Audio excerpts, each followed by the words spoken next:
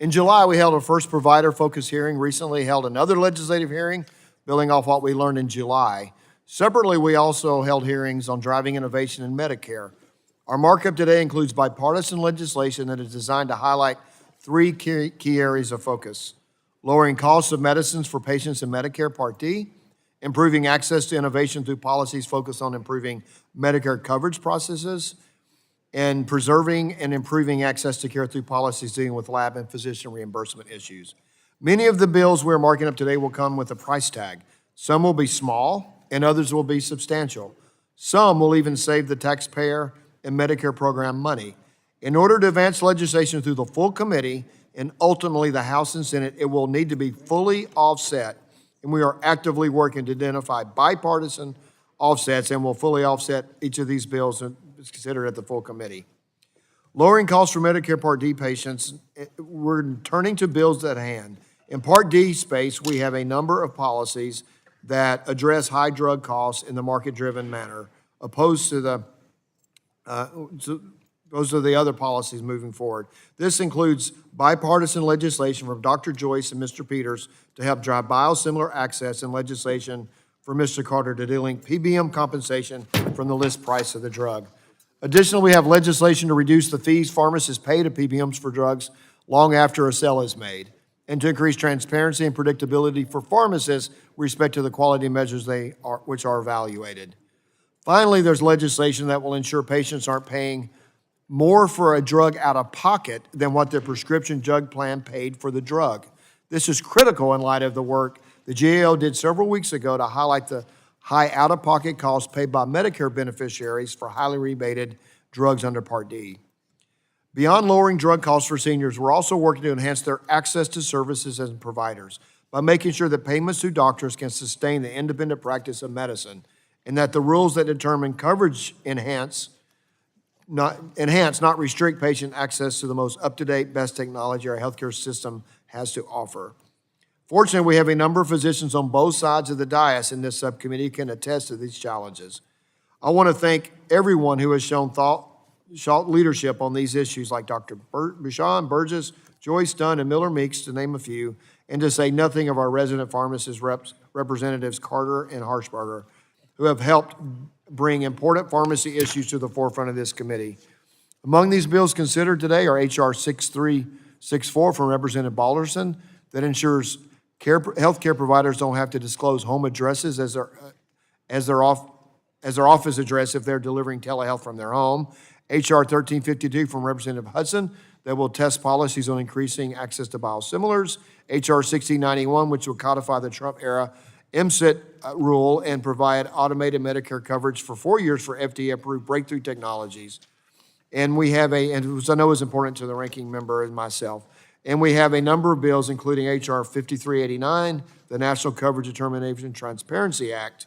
In closing, the bills before us today represent reasonable bipartisan reforms to the Medicare program that will ensure Medicare can meet the evolving needs of beneficiaries and providers. I thank my colleagues for their hard work on these bills, and I look forward to discussion today. I yield back and recognize the ranking member for her opening statement. Thank you, Mr. Chairman, and good morning, colleagues. Today we're marking up 21 bills. 4 of them are policies that shed light on the disruptive role that PBMs, pharmacy benefit managers, hold in our healthcare industry, including the bipartisan Protecting Patients Against PBM Abuses Act, which changes how PBMs generate revenue from being based on the list price of drugs to a flat fee for their services. I'm very pleased that our subcommittee is moving forward on that bill and others to lower drug costs for the American people by going after the middlemen who make money by taking advantage of our complex drug supply chain.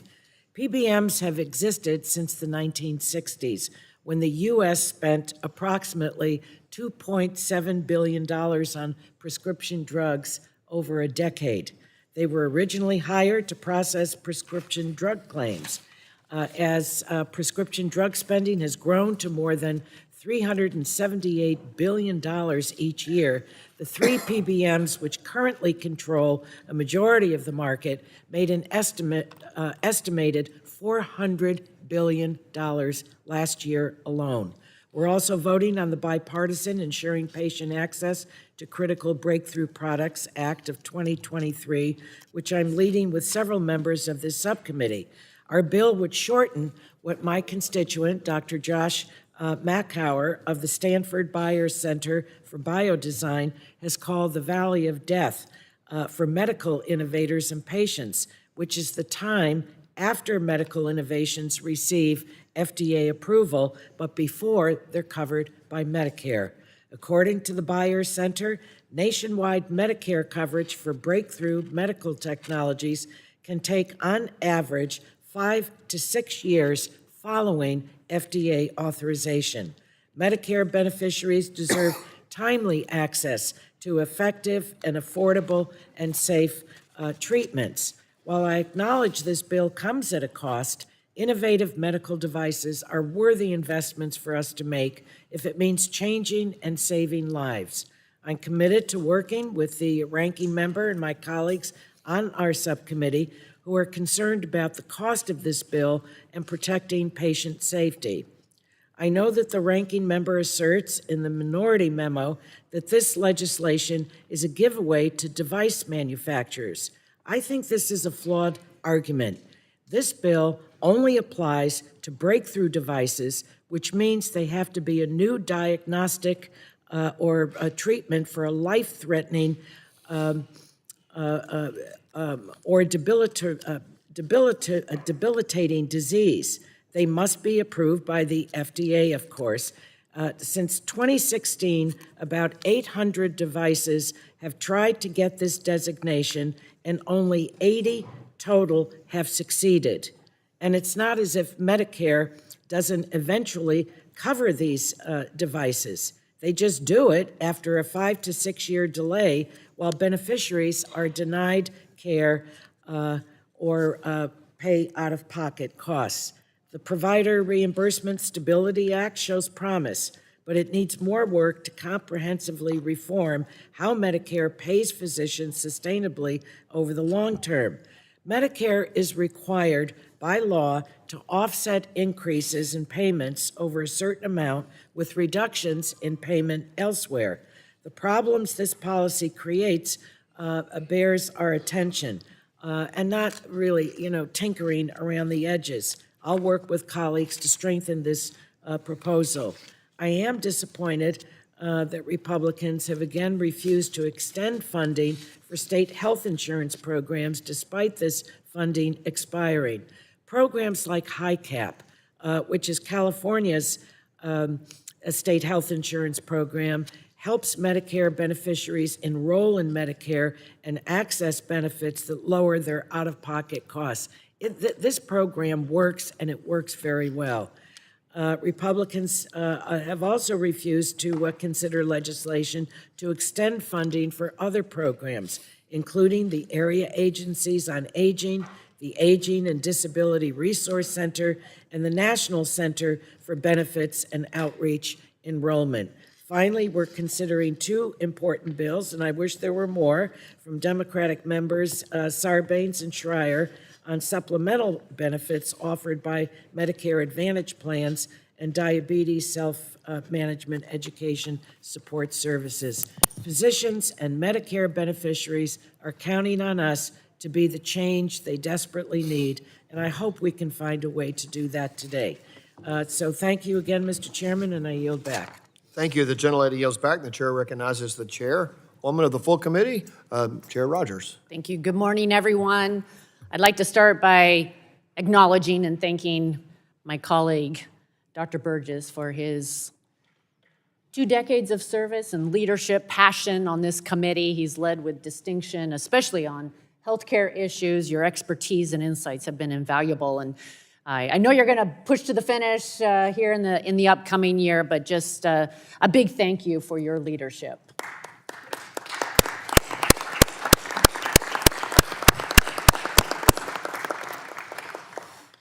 Today, this committee is plowing the hard ground on issues crucial to the American people. We will advance 21 pieces of legislation that will make a difference for millions of people.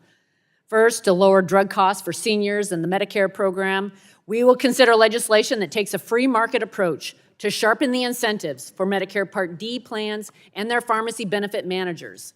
Next, we'll work to address one of the most pressing issues facing the Medicare program today, how the program covers new and innovative technology. We saw this play out with respect to Alzheimer's-related treatments. We want Medicare to be able to support our loved ones' access to the best available treatment, whether that be an FDA-approved curative medicine or a cutting-edge technology. I talked at our last hearing about how central planners will ultimately fail to pick the most efficient price possible to pay healthcare providers. They will also fail us if we leave coverage decisions to them. I appreciate the bipartisan work to improve this coverage process and ensure that more seniors have greater access to care. Finally, we will take the next step in the process of addressing how Medicare pays physicians. Congress once again finds itself considering how to address Medicare payments to physicians. We have spent a lot of time this year talking about ensuring physicians can remain in private practice. A stable and predictable policy environment would give them the certainty to plan financially and make the investments needed to do so. That is my goal, to preserve patient access to independent physicians. We will consider a short-term extension of a payment policy that prevents cuts to rural physicians while also considering legislation that takes a thoughtful, serious approach to reforming the Medicare physician fee schedule. It's always been the custom of this committee to use the regular order process to finalize offsets for bills and to iron out technical assistance from federal agencies. This Congress has been no exception, and we've frequently used hearings and subcommittee markups to advance legislation while identifying areas for further refinement. While some bills being considered today still have a ways to go, I believe that they'll be ready in time for the full committee markup.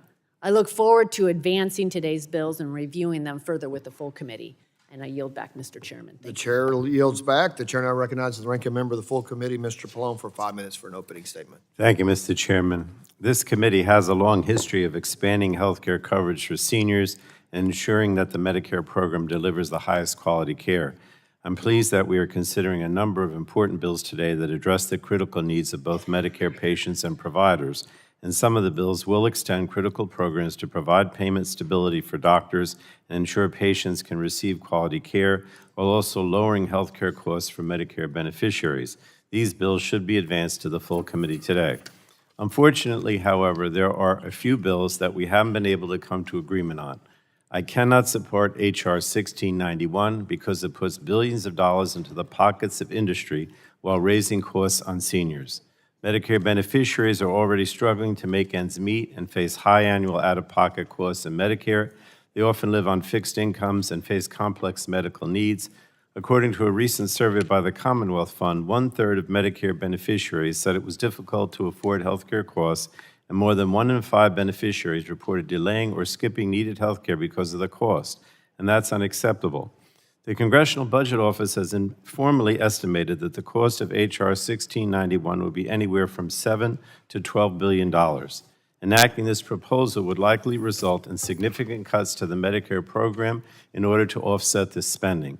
And committee Republicans are putting forward this bill without any proposed bipartisan pay-fors. And I will continue to oppose any efforts to increase beneficiary contributions, cut Medicare benefits, or enact spending cuts to the Medicare program. I also think that cutting Medicare provider payments in order to pay for this policy is unacceptable.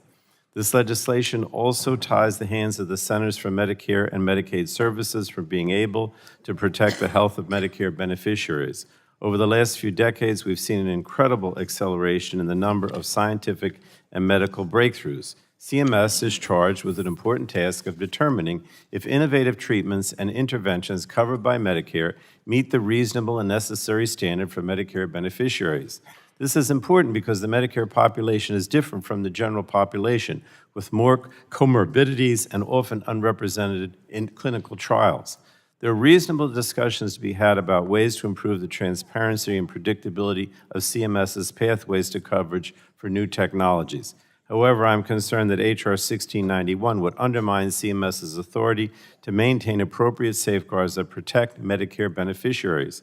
The bill would require automatic coverage of breakthrough devices, circumventing CMS's process for coverage and undermining the agency's regulatory pathways to coverage. It also hinders CMS's ability to collect follow-up data and real-world evidence to inform coverage determinations and ensure patient safety. While Republicans have no problems considering a bill to give billions of dollars to the device industry, they refuse to include Representative Craig's legislation to extend important programs that expand access to care and reduce out-of-pocket costs for seniors. These programs have been extended 11 times on a bipartisan basis, but expired on September 30th as my Republican colleagues continue to attack federal programs to placate the extreme elements of their party. Now, we're also considering a number of Part D policies intended to rein in the practices of pharmacy benefit managers and lower out-of-pocket costs for Medicare beneficiaries. I'm pleased the committee is working in a bipartisan way on many of these issues to increase PBM transparency, ensure better standardization of pharmacy performance metrics, and encourage greater utilization of biosimilars. I also strongly support H.R. 5386 that would eliminate cost sharing for generic drugs for low-income beneficiaries in Part D. This will deliver important savings to our lowest-income Medicare enrollees while also incentivizing generic usage. While I will continue to work with the committee Republicans to move some of these bills forward to the full committee, we still need additional agency feedback as well as CBO scoring. Some of the bills will likely bear significant costs and will require bipartisan cooperation to offset. And I also want to ensure that policies like H.R. 4881 do not inadvertently increase Part D premiums and costs.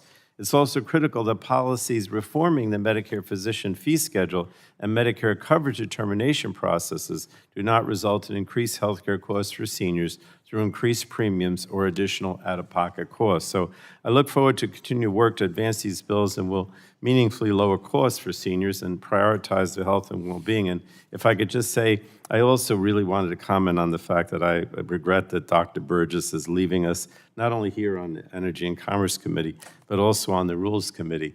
It was so great to have somebody from our committee also on Rules so that when we went there, someone understood what we were doing. And we won't have him anymore for that purpose. But in any case, he'll be here for the rest of the year. So, Will the gentleman yield? yes, I will. I've talked to you about this before. You are damaging my brand. You need to refer to me as one of the MAGA extreme Republicans on the Rules Committee. Well, first of all, that wouldn't be true. But beyond that, all I'm saying is that you're smart. That's all I'm saying. Thank you. The gentleman yields back. The opening statements have concluded for chairs, and the chair reminds members that pursuant to committee rules, all members' opening statements will be made part of the record. Are there any further opening statements? Seeing none, the chair calls up H.R. 5372 and asks the clerk to report. H.R. 5372, a bill to amend Title 18 of the Social Security Act to facilitate mid-year formulary changes for biosimilars. Without objection, the first reading of the bill is dispensed with, and the bill will be open for amendment at any time so ordered. Does anyone seek recognition on the bill? Dr. Joyce, what purpose seek recognition? Chairman Guthrie, I move to strike the last word. Someone's recognized? Thank you, Chairman Guthrie. I would like to speak in support of legislation before us today, the Expanding Seniors Access to Lower Cost Medicines Act of 2023, which would enable greater patient access to biosimilar products by allowing mid-year changes in Medicare Part D insurance plan formularies. I would like to thank my colleague, Mr. Peters from California, for working with me on introducing this important bill. This crucial piece of legislation will expand access to biosimilar drugs and lower costs for our nation's seniors. When I speak to my seniors in my home state of Pennsylvania, the cost of prescription drugs is one of the most common concerns that I hear. This year, we are seeing the first ever biosimilars for popular drug Humira come online, which could present substantial cost savings for our seniors. Studies have estimated that the Medicare program could have saved over $2 billion if these biosimilars had been made available sooner. For patients and the Medicare program to realize these savings, there must be more access in Part D program.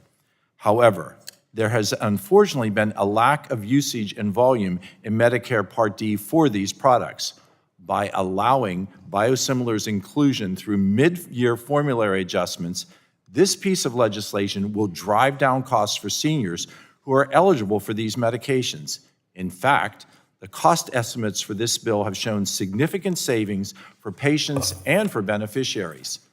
This piece of legislation allows patients to seize the opportunity that will ensure health care is more affordable, treatments are more accessible, and that patients and beneficiaries are not subject to undue burden exclusions. This bill will go a long way to ensure quicker biosimilar access that will save patients and save taxpayers money. I urge my colleagues to support this common sense bipartisan legislation. Thank you, Mr. Chair, and I yield. Gentleman yields back. Any else seeking recognition for discussion? Seeing no others, are there any bipartisan amendments to the bill? Seeing none, are there any other amendments to the bill? Seeing none, the question now occurs on forward at H.R. 5372 to the full committee. All those in favor say aye. Aye. All those opposed say no. The ayes have it, and the bill is agreed to. The chair now calls up H.R. 2880 and asks the clerk to report.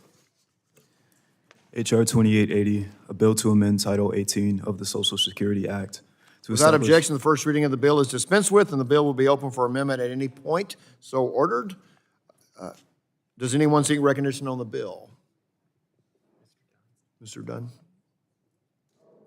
What purpose does the gentleman from Florida seek recognition? To strike the last word. Dr. Dunn, you're recognized. Thank you very much, Mr. Chairman. I move to strike the last word. I rise today in support of my friend and colleague, Representative Buddy Carter's bill, which I'm proud to co-sponsor.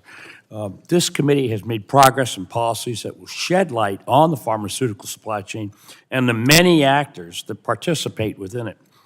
Of particular interest have been the role of pharmacy benefit managers.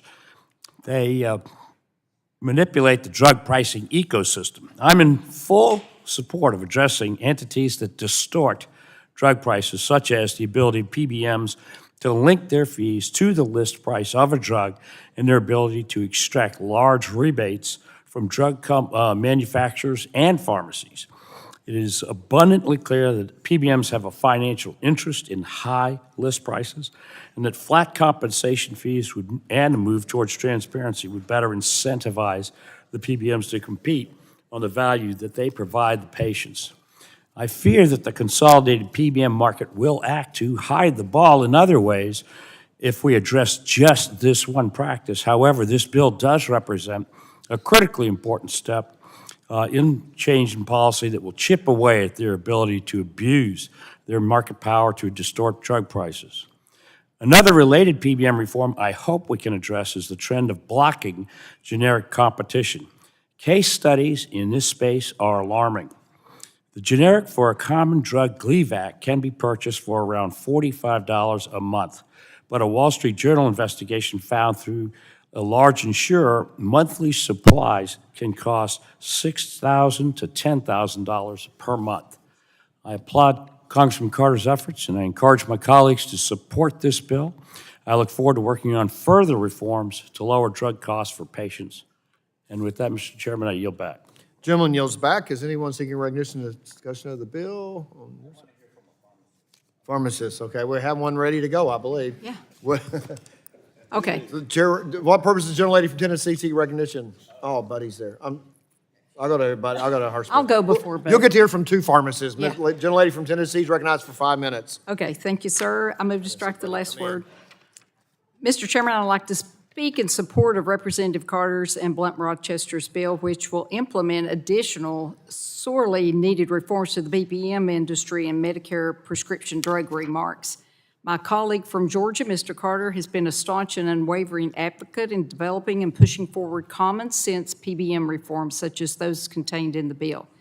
And what this does, it ends perverse incentives in our drug supply chains by delinking PBM compensation from the cost of medications, to ban patient steering and spread pricing, to increase transparency, and to address conflicts of interest.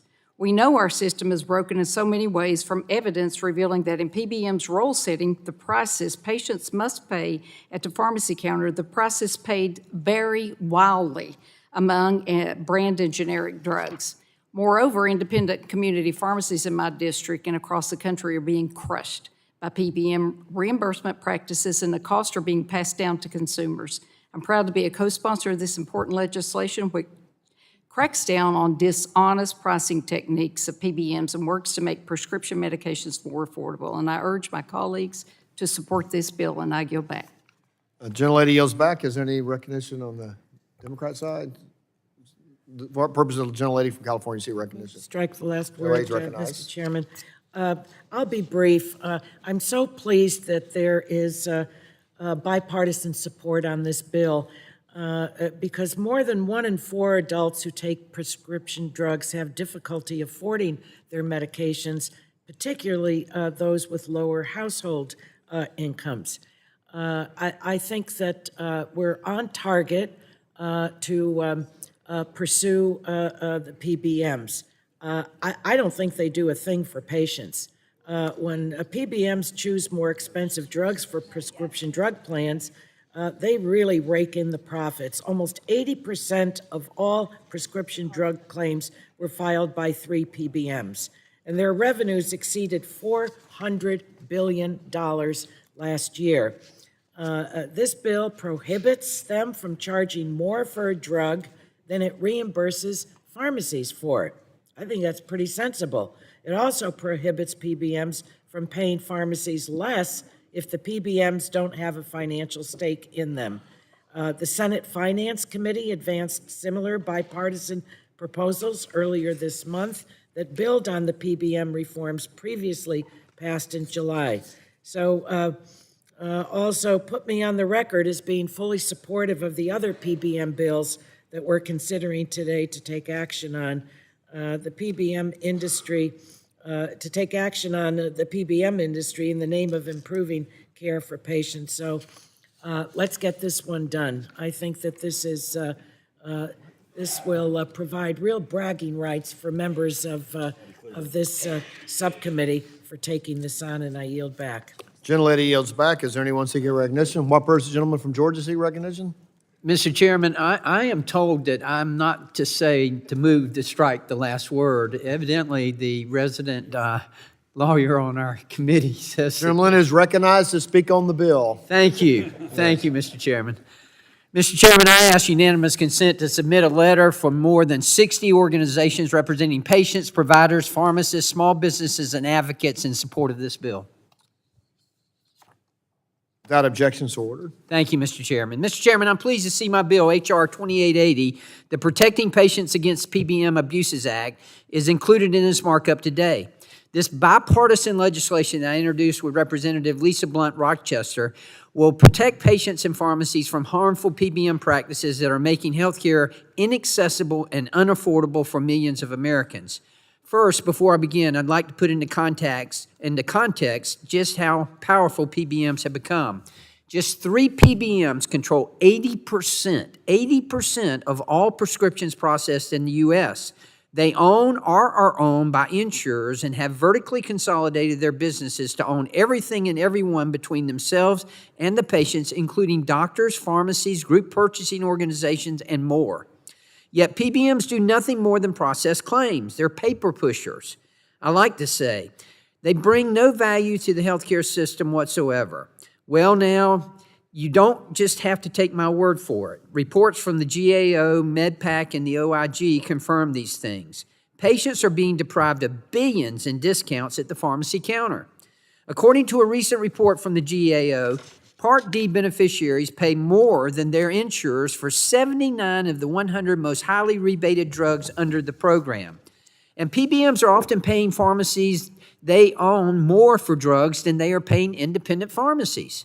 It's time for Congress to do its duty and stop these PBMs from gaming the system and return the dollars they profit back to patients.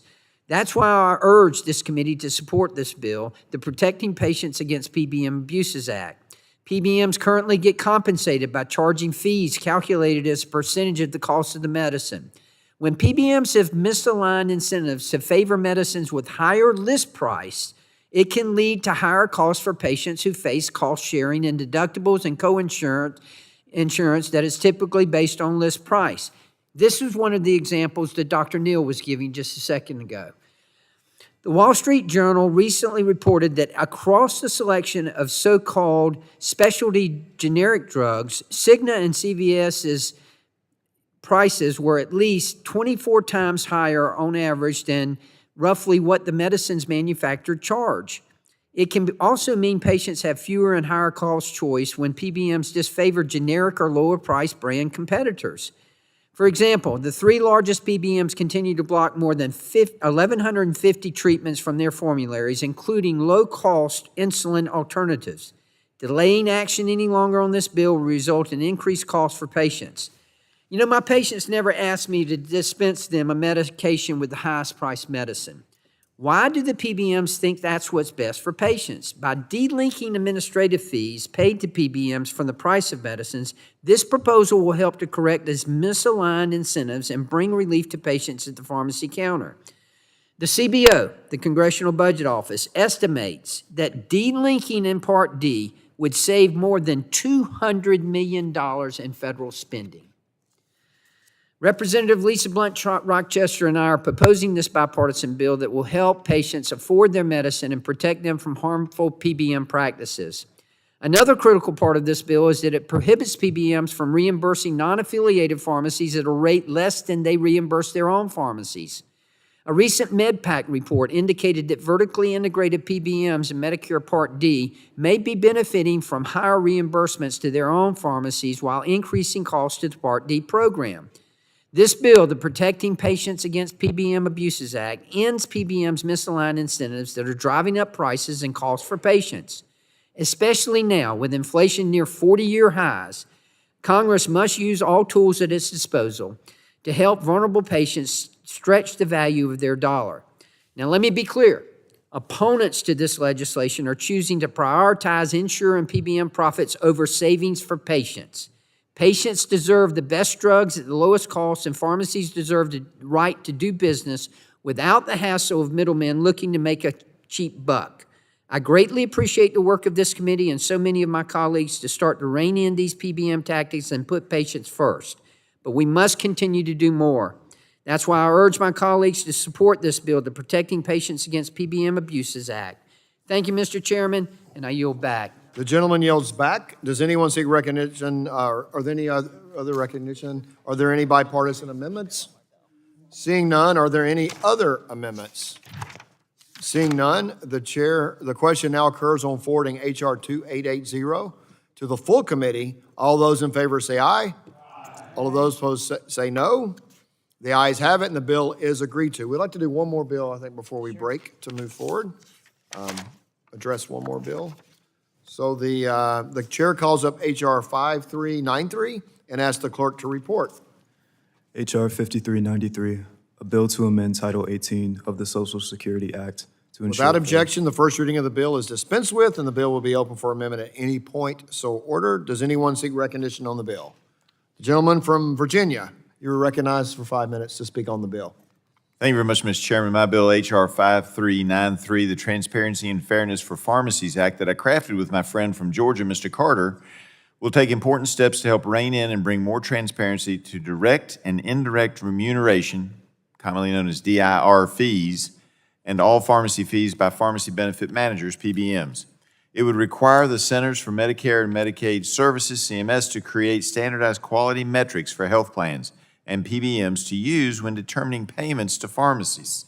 PBMs often charge fees that are subjective to pharmacies based on how well the pharmacy performs. These performance measures are known as quality measures, but these quality measures are not transparent and are based on subjective standards, sometimes known only to the PBM. Pharmacies are forced to pay these fees in order to stay within health plan networks. These fees can be applied retroactively, sometimes months after the medicine has been dispensed. PBM pharmacy measures that are unfairly applied against all pharmacies have contributed to over 107,000% have contributed to over a 107,000% growth in pharmacy DIR fees, according to CMS, undercutting pharmacy reimbursement and increasing patient drug costs. Currently, PBMs use quality measures that are often unknown and unpredictable, inconsistent, and beyond a pharmacy's control, which then figures significantly into the DIR fees pharmacies are forced to pay. Over time, PBMs have been allowed to operate virtually unchecked, leading to abuse of pharmacy performance evaluations and lack of transparency in pharmacy payments. My bill seeks to end these practices. This is one of the main issues I hear about when traveling throughout my district and the importance to help correct this opaque system. One small pharmacy in my district in Saltville, Virginia, says if they have to continue to dispense every medication for patients as they did in 2023, they have a conservative estimate that they will pay up to $80,000. This is a small town. $80,000 in DIR fees during the first 3 months of 2024. The amount this pharmacy must pay in DIR fees is more than they make, and they are worried they will have to close their doors if the issue is not addressed. These DIR fees have led to pharmacy closures all across the country and in my district as well. It is not just the rural community pharmacists that are hurting from this. Everything from independent to retail to specialty pharmacies. This is one small step to bring more transparency and certainty to pharmacists when dispensing drugs, but lots of work is left to be done. I am encouraged to see that CMS will be implementing a new Part D rule targeted at pharmacies in January of next year. This rule will require DIR fees to be assessed at the point of sale and hope to mitigate these outrageous DIR retroactive clawbacks. While I think that rule is well-intentioned, I am interested to see how it will play out and if it will truly stop these clawbacks while also monitoring the effect it has on patient premiums. We also need to do more to protect our pharmacies, and I would like to continue working with the committee on this effort to ensure PBMs can no longer undercut pharmacy reimbursement below the cost to acquire and dispense drugs, forcing the pharmacy out of network and many times out of business. I urge passage of this bill and hope that all of us can continue to work together to provide comprehensive reforms needed to protect patient access to pharmacies in our communities. And I yield back, Mr. Chairman. Gentleman yields back. Anyone seeking recognition to speak on the bill? Seeing none of the Democrat, anybody? The gentleman from Georgia is recognized for 5 minutes to speak on the bill. Thank you, Mr. Chairman. Mr. Chairman, this important legislation that Representative Griffin and I have introduced would finally require CMS to establish standardized and relevant pharmacy quality measures addressing one-way PBMs have manipulated pharmacy DIR clawbacks and undercut pharmacy payments. I hope that all of us can continue to work together to provide the comprehensive pharmacy reimbursement reforms needed to protect patient access to pharmacies in their communities. Today, many community and specialty pharmacies are being reimbursed underwater, which is intentional to keep them out of network, limiting a patient's choice of pharmacy. This is simply wrong. There is bipartisan support for addressing this serious problem, and I was pleased to hear our counterparts on the Senate Finance Committee take action to address this concern in the PBM reform legislation they advanced last week. As you all know, pharmacists are one of the most accessible healthcare professionals in America. 95% of all Americans live within 5 miles of a pharmacy. Pharmacists are also among the most highly trusted healthcare professionals. People count on our training and expertise to stay healthy and informed. Yet PBMs are putting pharmacies out of business and removing patients' access to care. We know that 4% of all independent retail pharmacies go out of business every year. That's why I'm proud to champion this bill, which will support patient access to pharmacies, and I urge my colleagues to do the same thing. Thank you, Mr. Chairman, and I yield back. The gentleman yields back. Does anyone else seek recognition on the bill? Are there any bipartisan amendments? Seeing none. Are there any other amendments? Seeing none. The question now occurs on forward in H.R. 5393 to the full committee. All those in favor say aye. Aye. All opposed, no. The ayes have it. The subcommittee will stand in recess and will reconvene 10 minutes after the last vote is called, not when the last vote closes. When the last vote is called. The subcommittee is adjourned. Recess is recess.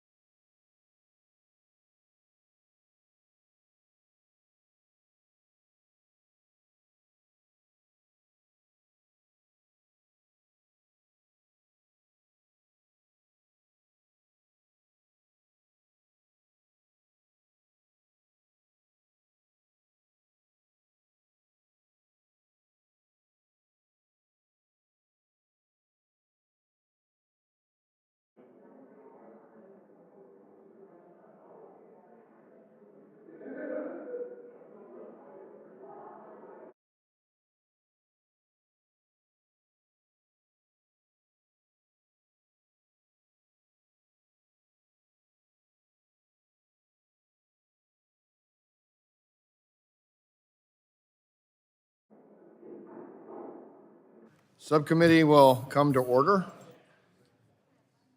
The chair calls up House Resolution 5, HR 5385, and asks the clerk to report. HR 5385, a bill to amend Title 18 of the Social Security Act to establish pharmacy benefit. Without objection, the first reading of the bill is dispensed with, and the bill will be open for amendment at any point, so ordered. Does anyone seek recognition on the bill? Seeing none. I know we have, here we go.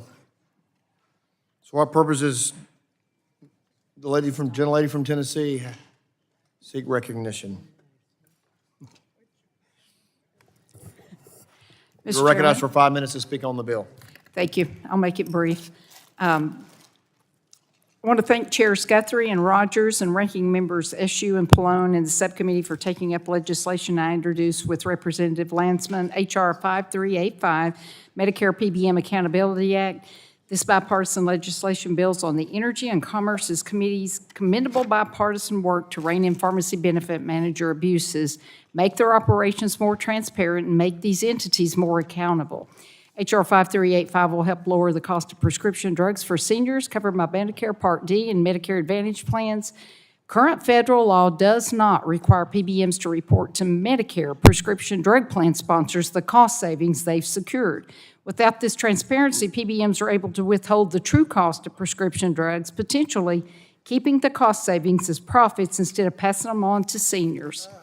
This legislation will require PBMs to report the cost savings they've secured, empowering prescription drug plan sponsors to be in a stronger position to ensure that cost savings actually benefit seniors through lower prices on prescription drugs as intended. This bill mirrors bipartisan legislation that passed out of the Senate Finance Committee in July 23 as a part of a larger legislative healthcare package. To lower costs and improve seniors' quality of life, we have to hold the PBMs more accountable. With bipartisan support, this legislation will save seniors real money, and I urge my colleagues to support this bill and work with us and our colleagues in the Senate to enact this important measure into law. With that, I yield back. Gentlelady yields back. Anyone seeking recognition for a purpose of speaking on the bill? Seeing none on the Democratic side. Gentleman from Georgia, you're recognized for 5 minutes to speak on the bill. Thank you, Mr. Chairman. Mr. Chairman, I'd like to speak in support of the Medicare PBM Accountability Act, which was introduced by Representative Harshbarger and Representative Landsman. Several months ago, this committee took crucial steps toward improving healthcare access and affordability for Americans. In advancing the Lower Cost, More Transparency Act, we demonstrated the bipartisan momentum needed to move good policy, including PBM reform. Today, we're taking another crucial step to strengthen our federal healthcare programs while increasing transparency and improving healthcare access. For 2 decades, Medicare Part D has served as a lifeline for countless seniors and Americans with disabilities, ensuring coverage for a wide range of safe and effective medications. However, this committee has witnessed market dynamic shifts caused by misaligned incentives. Consolidation has constrained competition, and patients are paying more at the pharmacy counter than ever before. Over the past 5 years, out-of-pocket costs for Medicare seniors has risen at nearly 3 times the rate for commercially insured consumers. That is unacceptable. That is why I applaud Health Subcommittee Chair Guthrie, Chair Rogers, and this committee for continuing to increase transparency on some of the most egregious and deceptive practices of PBMs. The Medicare PBM Accountability Act will require PBMs to disclose behind-the-scenes practices that drive up prices and cost and would empower Medicare to negotiate lower prices. For far too long, PBMs have been playing pricing games in Medicare Part D that raise out-of-pocket costs and limit access to the community pharmacy of choice for seniors while threatening the viability of small businesses' pharmacies. These anti-competitive practices have gotten worse as PBMs have vertically integrated. That's why I applaud Representative Harshbarger for introducing this bill, which will shine a light on PBM tactics that are fostering anti-competitive practices and conflicts of interest in Medicare. I urge my colleagues to support this bill. Thank you, Mr. Chairman, and I yield back. Thank you. The gentleman yields back. Ms. Dingell, you're recognized for 5 minutes to speak on the bill. Thank you, Mr. Chairman. I move to strike the last word and speak in support of the bill. Thank you. Like many of my colleagues, I remain deeply concerned about the role pharmacy benefit managers play in complicating seniors' access to necessary prescriptions. For far too long, and it's not just seniors, by the way, for far too long, PBMs have been allowed to operate virtually unchecked, leading to higher costs of prescription drugs and restricted access to a patient's choice of pharmacies and medicines that are right for them. And it really needs to stop. I support the Medicare PBM Accountability Act that's being led by my colleagues, Representatives Landsman and Harshberger, and I thank them for their leadership in addressing these predatory practices. As a Congress, we must be doing more to put a stop to the PBM's abusive tactics that are harming both patients and pharmacies, and I hope we can continue to work together to provide comprehensive PBM reforms that will protect patient access to pharmacies. To that end, I have also introduced H.R. 5400, the No PBMs Act, alongside my colleague, Representative Carter. The No PBMs Act will ensure pharmacies are fully protected from abusive contract terms that are offered on a take-it-or-leave-it basis, including below-cost reimbursement. The reality is, pharmacies all over the country are struggling to keep their doors open while PBMs are padding their pockets. I hope my colleagues will work with Mr. Carter and I to advance the reforms included in the No PBMs Act to ensure all segments of pharmacies are protected so that patients can continue to access medicines when they choose. We must stop allowing PBMs to exploit the system, drive up their own profits, and the reality is hurt patients. It's flat out wrong. Thank you, Mr. Chairman, and I yield back. The gentlelady yields back. Anyone else that can to speak on the bill? Seeing none. Are there any bipartisan amendments? Mr. Seeing Chairman. none. Is there an amendment? Yeah. Is there any other amendments? The lady from Tennessee is recognized. Thank you, Mr. Chairman. I have an amendment at the desk. It's Harshberger TN 032. The clerk will report the amendment. Amendment to H.R. 5385, offered by Ms. Harshbarger. Without objection, the reading of the amendment is dispensed with, and the gentlelady is recognized for 5 minutes in support of the amendment. Thank you, Mr. Chairman. I'm offering this amendment to ensure cancer patients get timely access to life-saving treatments. I've heard from Tennessee oncologists as well as others around the country who said this is a major problem impacting patients across the country.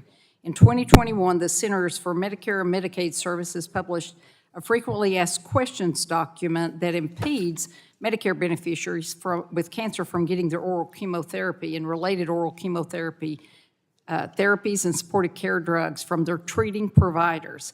CMS's FAQ indicates that a practice dispensing drugs from a dispensing facility or associated pharmacy, such as an oncology or urology practice treating cancer patients, violates the federal Stark Law prohibition on self-referral if it delivers by mail or otherwise these critical drugs to their patients, especially when the patient is too sick or unable to get transportation.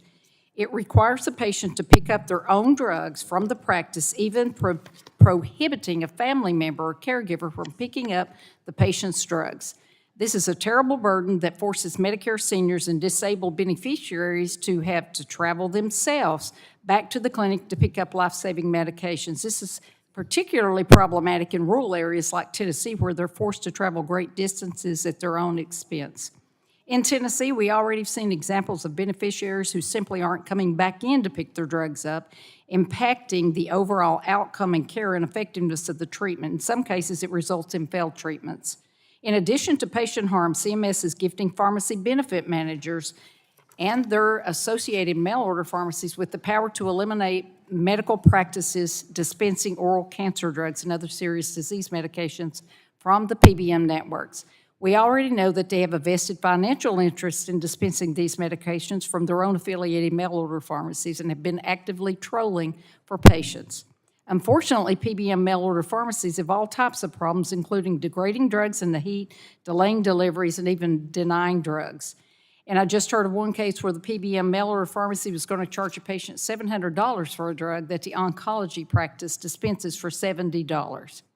Lastly, I'll point out that medical practices have safely engaged in delivering drugs to their patients during the last 10 years, especially as oral cancer drugs account for close to 40% of cancer treatment. So it was a shock to practices when CMS informed them in the FAQ that they were operating under a waiver of START during the public health emergency. However, once the PHE concluded, the waiver expired, and now the policy in place is having a profound and adverse consequence for Medicare cancer patients. My amendment is simple. It repeals the CMS FAQ and allows physician practices to safely deliver medications to their patients.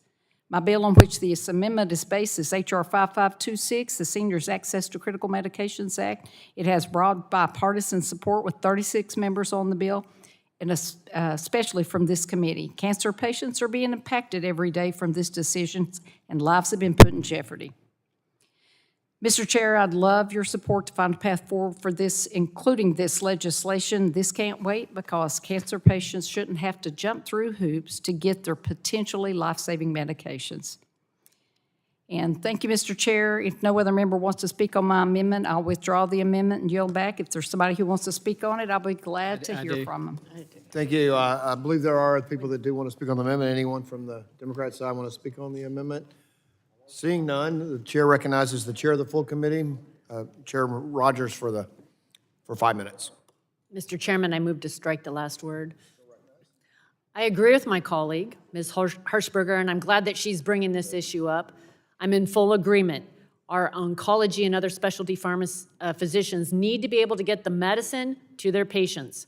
If a chronically ill patient needs that medicine delivered or to have a loved one to pick it up, that option should be available to them. But the healthcare system is complicated, and we must protect patients from actors who would exploit vulnerabilities in the system to profit at their expense.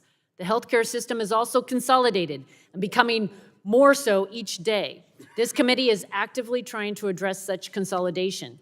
It's becoming ever likelier that the physician who provides a patient's care is owned by the insurance company that also owns a PBM and pharmacy.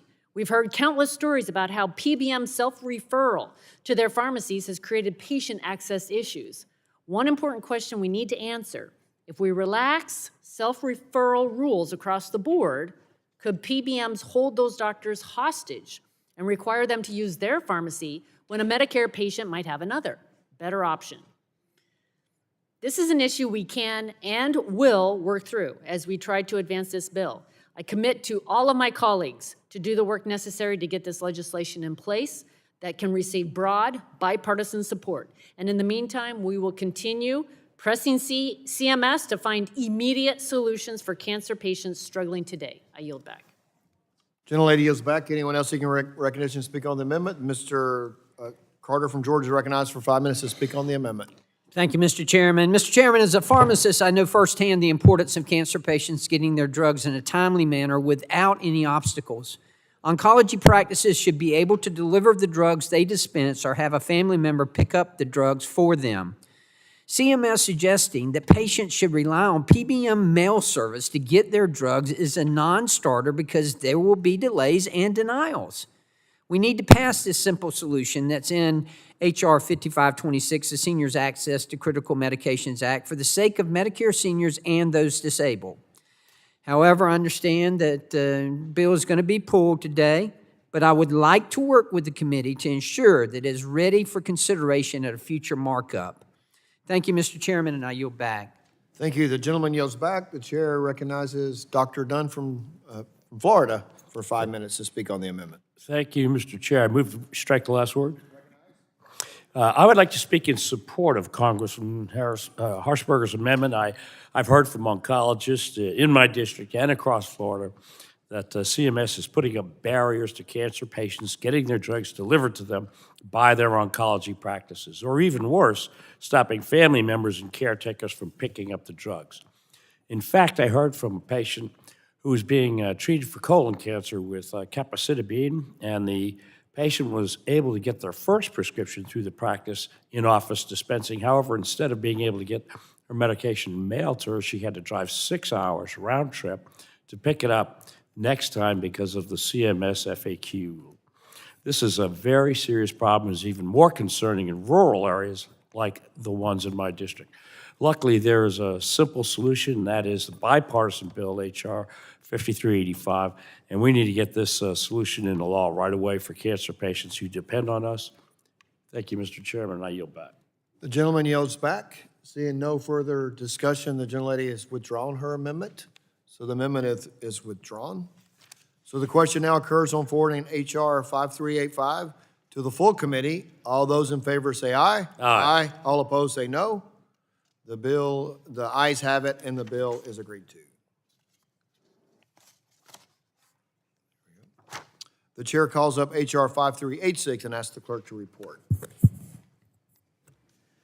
H.R. 5386, a bill to amend Title 18 of Without the objection, the first reading of the bill is dispensed with, and the bill will be open for amendment at any point. Does anyone seek recognition on the bill? What purpose is the gentleman from Florida seek recognition? To speak on the bill. Recognized for 5 minutes. Thank you. I want to thank the chair and the ranking member for moving forward with the bill. I co-lead with Representative McGarvey, the Cutting Copays Act. This bill will ensure that the lowest income and most disadvantaged of our seniors who are on Medicare do not experience any additional barriers to getting their prescription drugs, all while encouraging greater uptake in generics.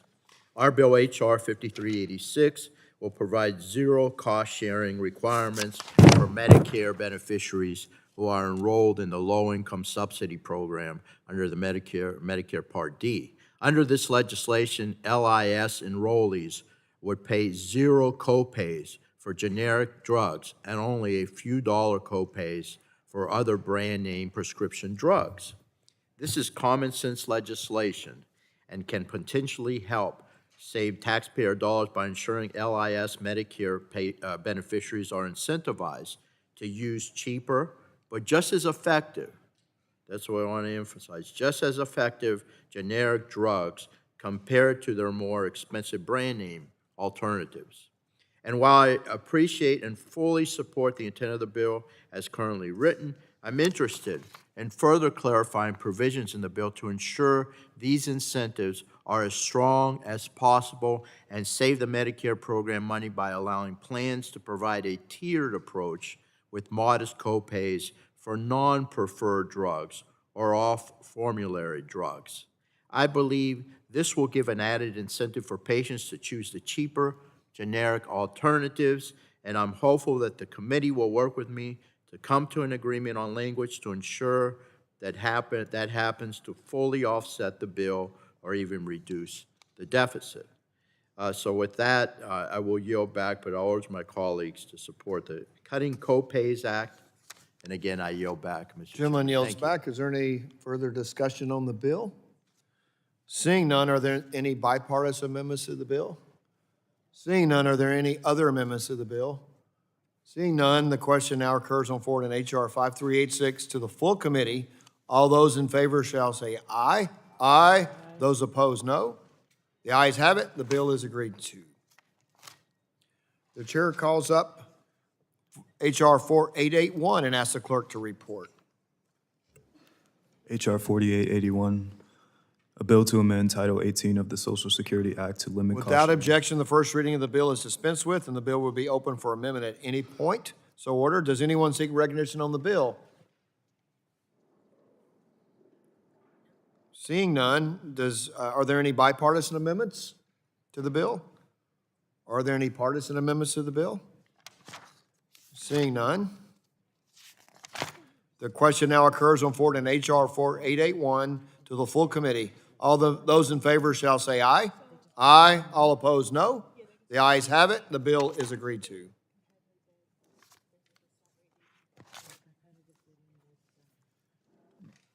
The chair calls up H.R. 5389 and asks the clerk to report. H.R. 5389, a bill to amend Title 18 of the Social Security Act to ensure transparency. Without objection, the first reading of the bill is dispensed with, and the bill will be open for amendment at any point. So ordered.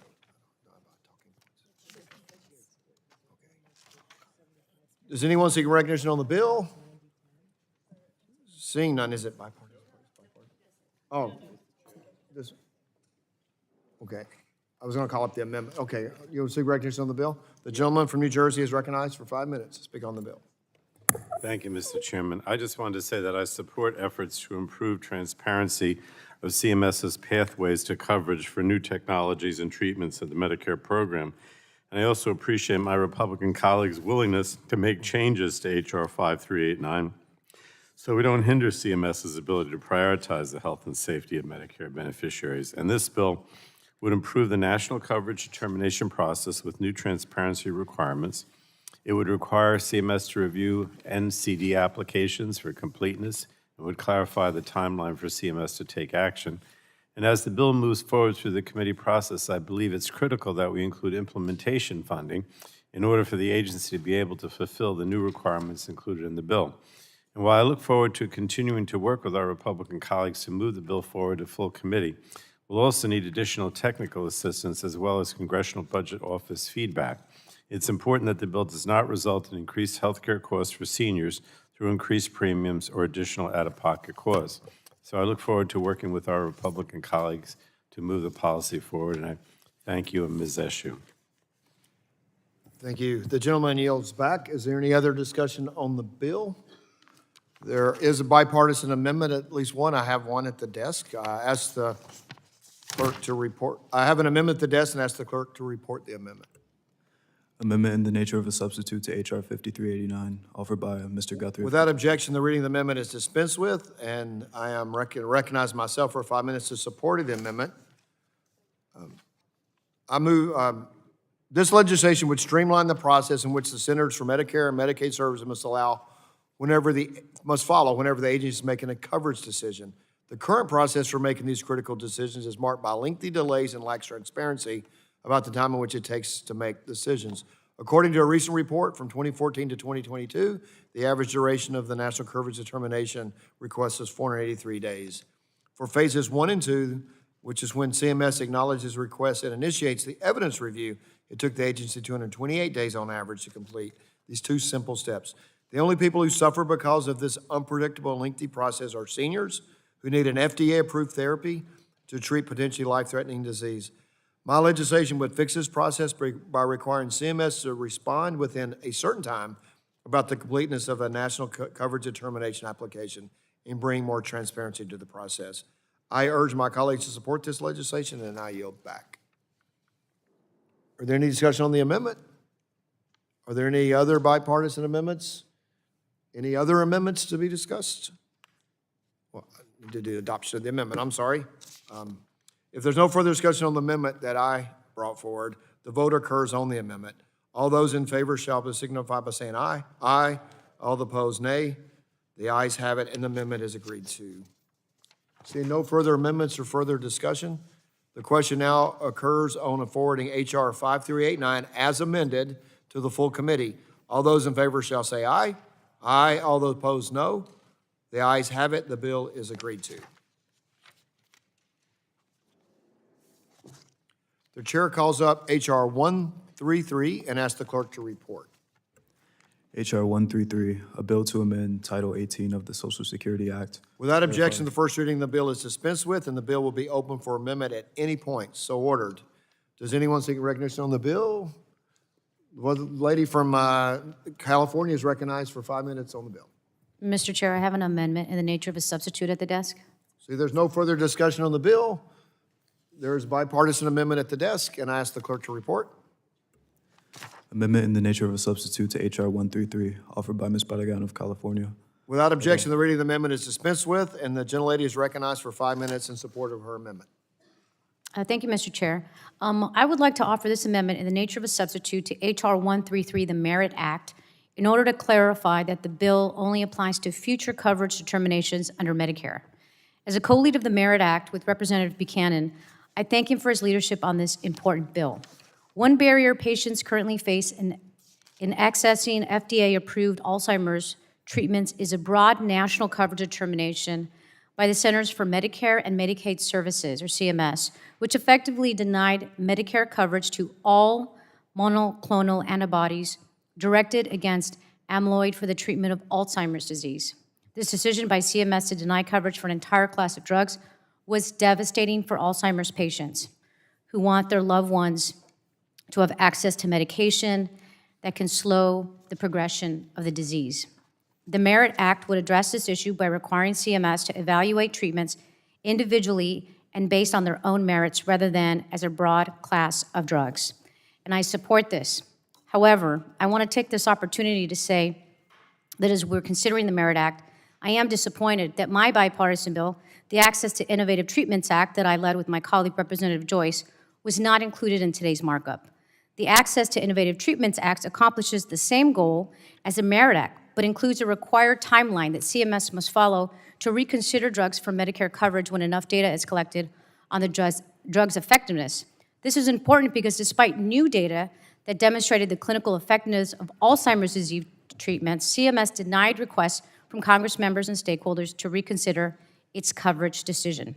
However, again, I support the Merit Act. I think this is a critical first step to improve CMS's approach to future Medicare coverage decisions. I look forward to continuing to work with my colleagues on both sides of the aisle to build on this step. And today I'm pleased to support the act, and I urge my colleagues to vote yes on the Ains and the underlying bill. I yield back. Thank you. The gentlelady yields back. Is there any further discussion on the amendment? Seeing no further discussion, the vote occurs on the amendment. All those in favor shall signify by saying aye. Aye. All those opposed, nay. The ayes have it, and the amendment is agreed to. Are there any further amendments to the bill? Is there any further discussion on the bill? Seeing none, the question now occurs on forward in H.R. 133 as amended to the full committee. All those in favor shall say aye. Aye. All those opposed, no. The ayes have it, and the bill is agreed to. Next one up, 5396. Here we go. Okay. The chair calls up H.R. 5396 and asks the clerk to report. H.R. 5396, a bill to amend Title 18 of the Social Security Act to prohibit Medicare local coverage determinations. Without objection, the first reading of the bill is dispensed with, and the bill will be open for amendment at any point so ordered. Does anyone seek to speak recognition on the bill? The gentleman from Indiana is recognized for 5 minutes to speak on the bill. Thank you, Mr. Chairman, for allowing me to speak in favor of this legislation. My top priority as I work on any legislation is patient access to quality health care. I fight for what I think is in the patient's best interest. There are some patient-centered bills that we're not considering today that I'd love to be able to consider at a later date, including the Treat and Reduce Obesity Act and the FIND Act. But I am very grateful that H.R. 5396, the Coverage Determination Clarity Act, has been included in today's markup. This bill is critically important to Medicare patients across the country. It clarifies that the Secretary of HHS has authority to review local coverage determinations to ensure they are appropriate and establishes a regular review process moving forward. Enacting this bill will prevent local coverage determinations from being used to improperly restrict patient access to care. This is particularly important when it comes to accessing new, innovative solutions that Medicare administrative contractors don't know how to handle. I appreciate the committee's attention to this issue and urge all of my colleagues to support the bill. I yield back. Gentleman yields back. Is there any discussion on the bill? Seeing none, are there any bipartisan amendments to the bill? Seeing none, are there any other amendments to the bill? Seeing none, the question now occurs on forward in H.R. 4396 to the full committee. All those in favor shall say aye. Aye. All those opposed, no. The ayes have it, and the bill is agreed to. The chair calls up H.R. 5371 and asks the clerk to report. H.R. 5371, a bill to amend Title 18 of the Social Security Act to clarify payment rules. Without objection, the first reading of the bill is dispensed with, and the bill will be open for amendment at any point. So ordered. Does anyone seek recognition on the bill? Dr. Joyce from Pennsylvania recognized for 5 minutes to speak on the bill. Thank you, Chairman Guthrie. I would like to offer my support for a significant piece of legislation before the subcommittee today, H.R. 5371, Choices for Increased Mobility Act of 2023, which clarifies payment rules for manual wheelchairs under Medicare Part B. This bill will give individuals the opportunity to exercise their own choice when it comes to their medical equipment. The key word in this legislation is, in fact, choice. This legislation allows Medicare beneficiaries the opportunity to decide whether a titanium or carbon wheelchair is right for them. And if it is, then the patients with Medicare Part B have the ability to pay out of pocket for a wheelchair upgrade, again, if they so choose. Let's put this into context. These are not my words, but those of Dr. Ross Zaffanti from the Department of Physical Medicine and Rehabilitation at Harvard Medical School. Dr. Zaffanti says, until late 2016, Medicare beneficiaries relied on longstanding CMS guidance as well as explicit congressionally granted statutory authority for Medicare beneficiaries to have a right to upgraded items, to purchase titanium material upgrades to their complex rehab manual wheelchairs. In December 2016, the DME Medicare Administrative Contractor issued a joint publication reversing this policy, no longer allowing Medicare beneficiaries access to titanium wheelchairs. Since this joint publication, commercial plans which offer mirror CMS coverage policies also deny these upgrades, causing even more widespread access issues. This subcommittee should be encouraging Medicare beneficiaries to take full advantage of their health care plan, and more important, giving them a say in the choices that will directly impact their lives. This bipartisan legislation will remove that barrier, since 2016 has impeded access to lightweight, durable medical equipment for individuals who live day-to-day with mobility impairments. Mr. Chairman, I would like to ask unanimous consent to enter into the record 4 letters of support for this legislation. One from Dr. Zaffanti of Harvard Med and president of the Spalding Rehabilitation Network, one from the United Spinal Association, another from the ITEM Coalition, and one more coalition letter on behalf of the American Association of Home Care and the National Coalition for Assistive and Rehab Technology. I would like to offer my commitment to work with both majority and minority members of the committee prior to full committee markup to make any necessary technical changes to this bill to make sure that we get this to a place where we can all support this bill. I urge support of this important legislation, and I thank you, Mr. Chair, for bringing this forward today, and I yield. Objections so ordered on the unanimous consent request. Or does anyone seek recognition on the bill? The gentleman from New Jersey recognized for 5 minutes on the bill. Thank you, Mr. Chairman. I move to strike the last word. Thank you. Democrats are committed to lowering health care costs for all seniors and expanding coverage to high-quality care, and I'm concerned that H.R. 5371 would help only wealthy Americans pay for additional upgrades for wheelchairs. The bill would carve out titanium and carbon fiber upgrades from Medicare's current coverage of manual wheelchairs and would require seniors to pay out of pocket for these upgrades. I'm concerned that the bill would allow industry to balance bill seniors and only helps higher income seniors who can afford to pay out of pocket for these additional upgrades beyond what is covered under the Medicare program. The universality of the Medicare program and the fact that all beneficiaries have access to the same benefits to the greatest extent possible is an important principle. And so efforts to tier the program or otherwise make certain benefits only available to the wealthy is concerning.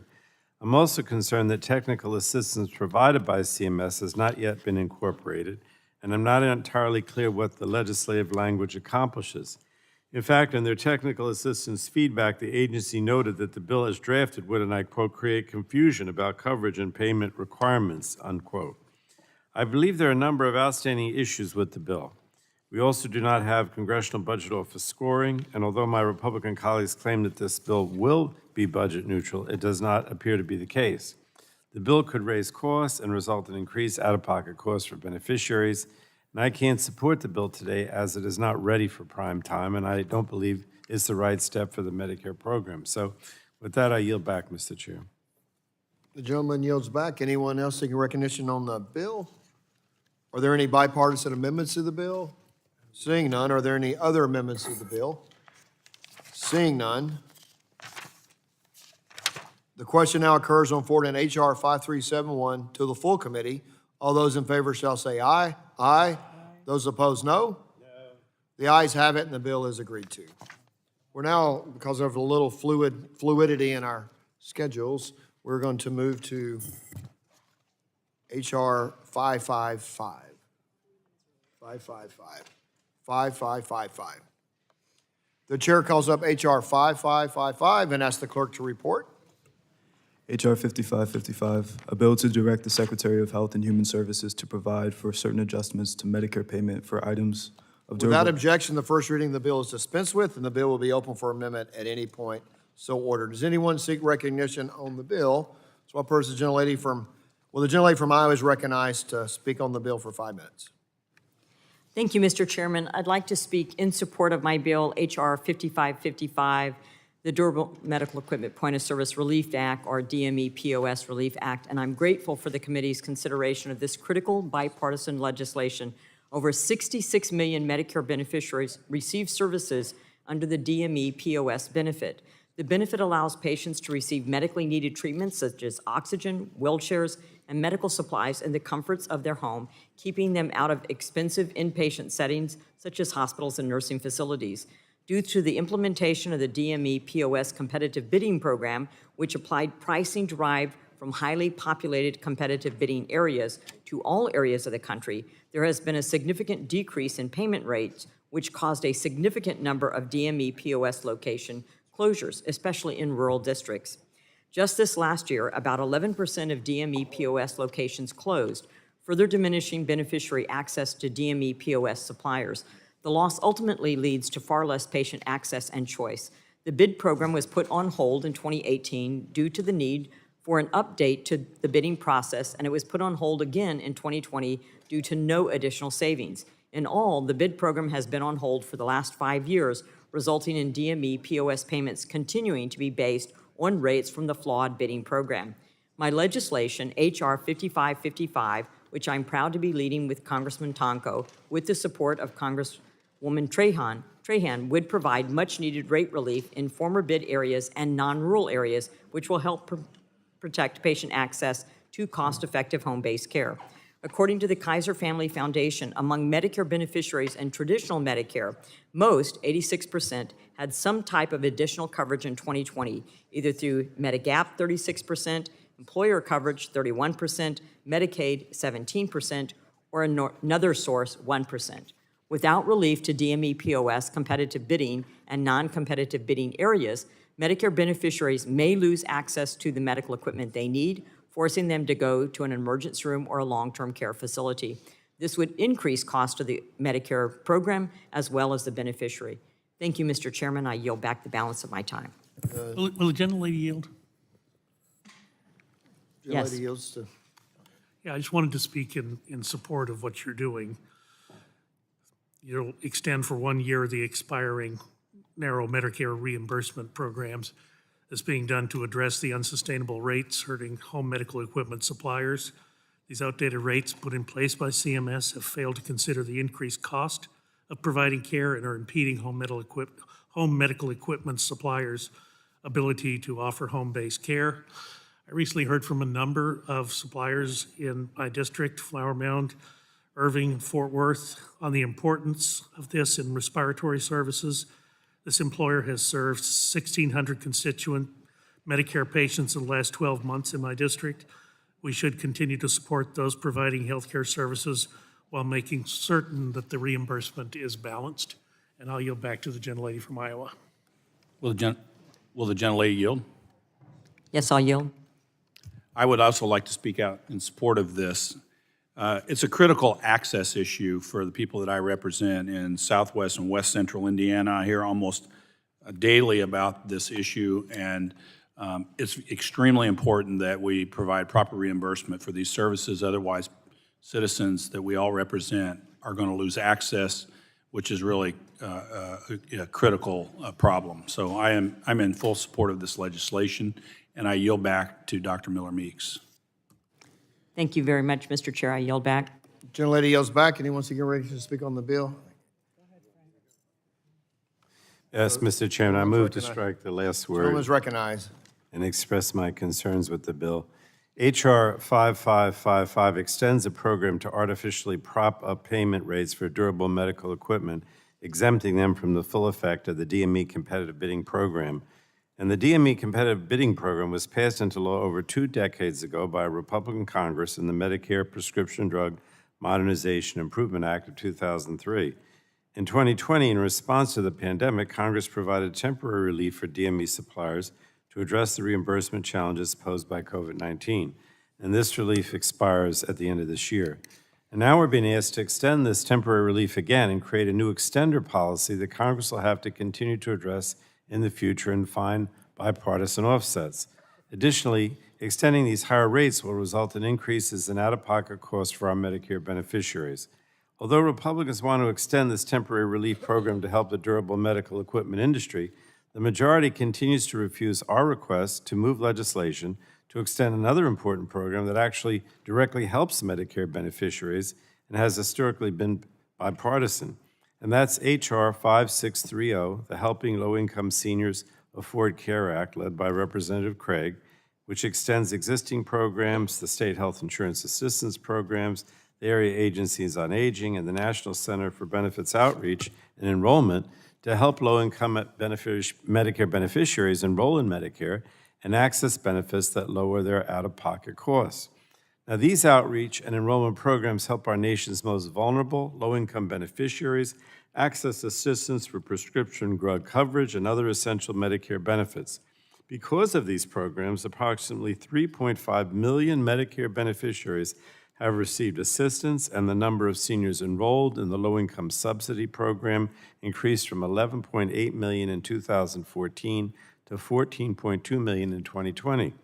A broad coalition of 57 organizations support the extension and expansion of the outreach and enrollment programs, which have been extended 11 times with bipartisan support over the past 15 years. But Republicans refused to extend funding for these programs in the continuing resolution, allowing them to lapse this past September. So I'm extremely disappointed that Republicans failed to include the bill in today's markup and are continuing to placate the extreme elements of their party, even with programs with longstanding bipartisan support. And I'm disappointed today to have to urge my colleagues to vote no on this measure, but I want to send the message loud and clear to our colleagues on the other side. You can't hold programs like this one hostage and expect Democrats to just work with you on Republican priorities. And while I'm disappointed the bill was not included in today's markup, I will continue to fight to lower costs and expand access to care for Medicare beneficiaries and oppose policies that would result in increased premiums or additional out-of-pocket costs for seniors. So I urge members to join me in opposing H.R. 5555. And with that, I yield back, Mr. Chairman. Gentleman yields back. Anyone seeking recognition to speak on the bill? Dr. Bouchon from Indiana is recognized. Yeah, Mr. Chairman, thank you. I want to speak on the bill. I'll be brief.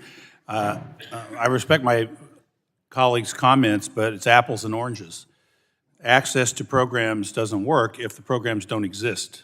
And so legislation like 5555 is ensuring that we actually have people out there that provide these services to seniors. I'm empathetic to his comments, but it's apples and oranges, and I think holding separate things hostage because of partisan differences on another piece of legislation is the wrong approach. With that, I yield. Gentleman yields back. The gentlelady from California is recognized for 5 minutes to speak on the bill. Thank you, Mr. Chairman, and I move to strike the last word. He's recognized. Thank you. I recall a very long time ago, but it was really taking on a huge issue by Energy and Commerce Committee on durable equipment, and the whole issue of not only the cost, but the industry rife with corruption. I mean, the private sector ripping off the public sector, and the costs were tremendous.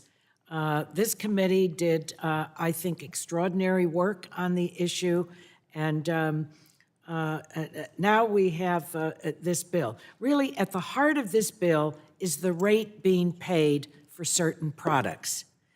We increased the rate as a part of COVID relief.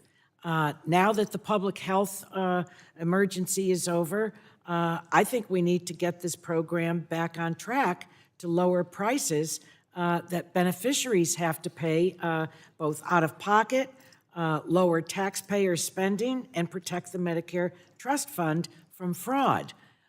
So while I'm not going to vote for this bill today, I'd be more than happy to continue to work on DME policy so that we put the DME program back on track after, as COVID has, thank God, diminished, because we need to make sure that beneficiaries still receive the quality equipment they need. Now, the previous payment system was 75-25.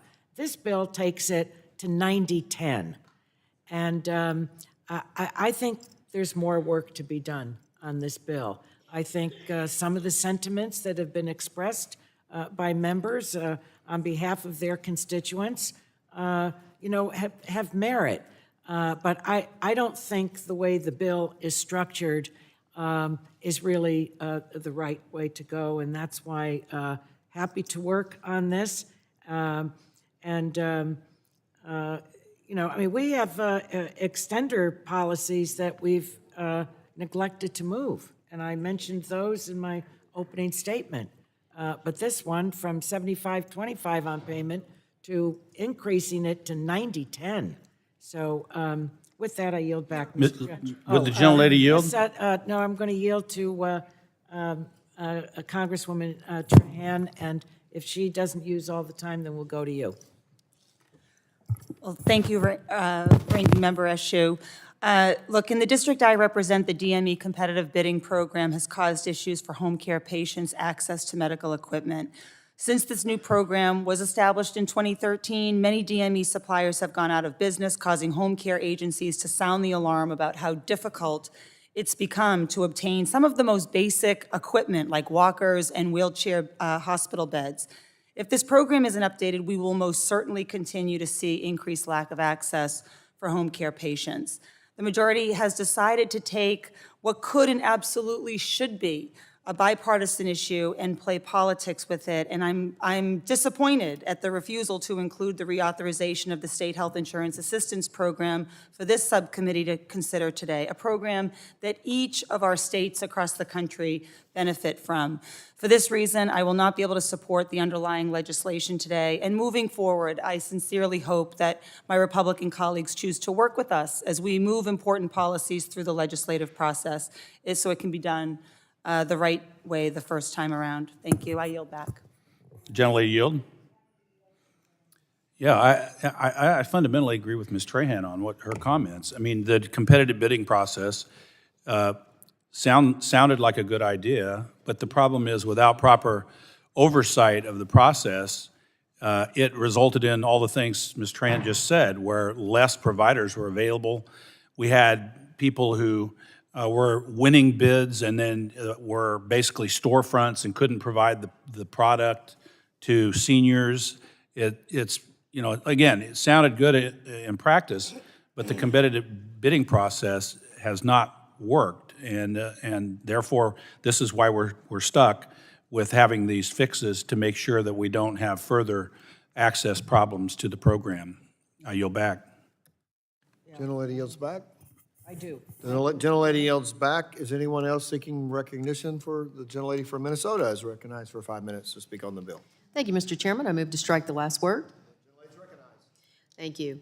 I just wanted to take a moment to express some frustration here. I know my Republican colleagues have brought before us one program extension, but you've entirely forsaken another.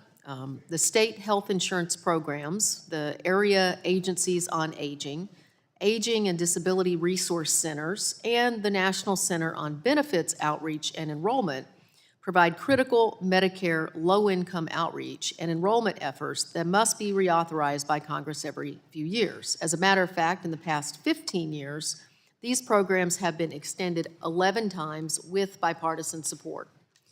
This year, these program authorizations expired on September 30th. While their resources have not been fully depleted, without timely reauthorization, funding for these programs will dry up by the end of this year.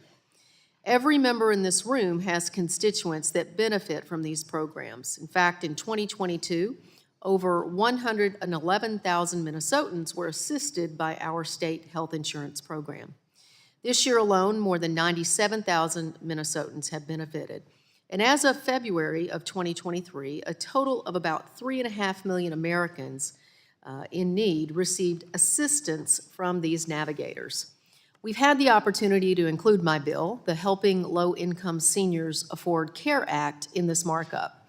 My bill would make these authorizations permanent so that our seniors and those with disabilities on Medicare do not have to suffer because of political game playing. We've asked for a hearing on the bill multiple times before today, but instead of encouraging an open dialogue on the issue, my colleagues have decided to exclude it from the notice list of bills again. So make no mistake, the looming lapse in these critical funds is a real problem. These authorizations enable our nation's most vulnerable Medicare beneficiaries to be connected to coverage, and it's really unforgivable that my colleagues continue to obstruct them. In closing, Mr. Chairman, I would ask for unanimous consent that a letter signed by 57 national aging, disability, patient, and provider organizations supporting continued funding for Medicare low-income beneficiary outreach and enrollment efforts be entered into the record. And with that, Mr. Chairman, I yield back. The gentlelady yields back. Anyone else seeking recognition on the bill? Are there any bipartisan amendments to the bill? Are there any other amendments to the bill? Seeing none. The question now occurs on forward in H.R. 555 to the, let's say all the 5555 to the full committee. As all those in favor shall say aye. I believe a roll call has been requested. So the gentleman requests a roll call vote. The clerk will call the roll. Guthrie. Aye. Guthrie votes aye. Burgess. Burgess votes aye. Latta. Latta votes aye. Griffith. Griffith votes aye. Bilirakis.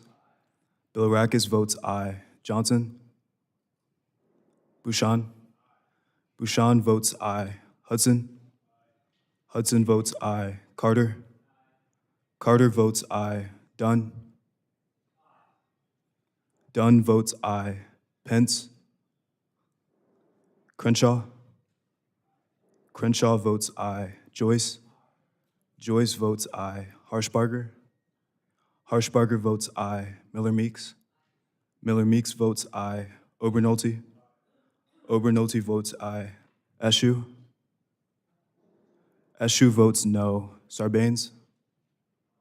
Sarbanes votes no. Cardenas.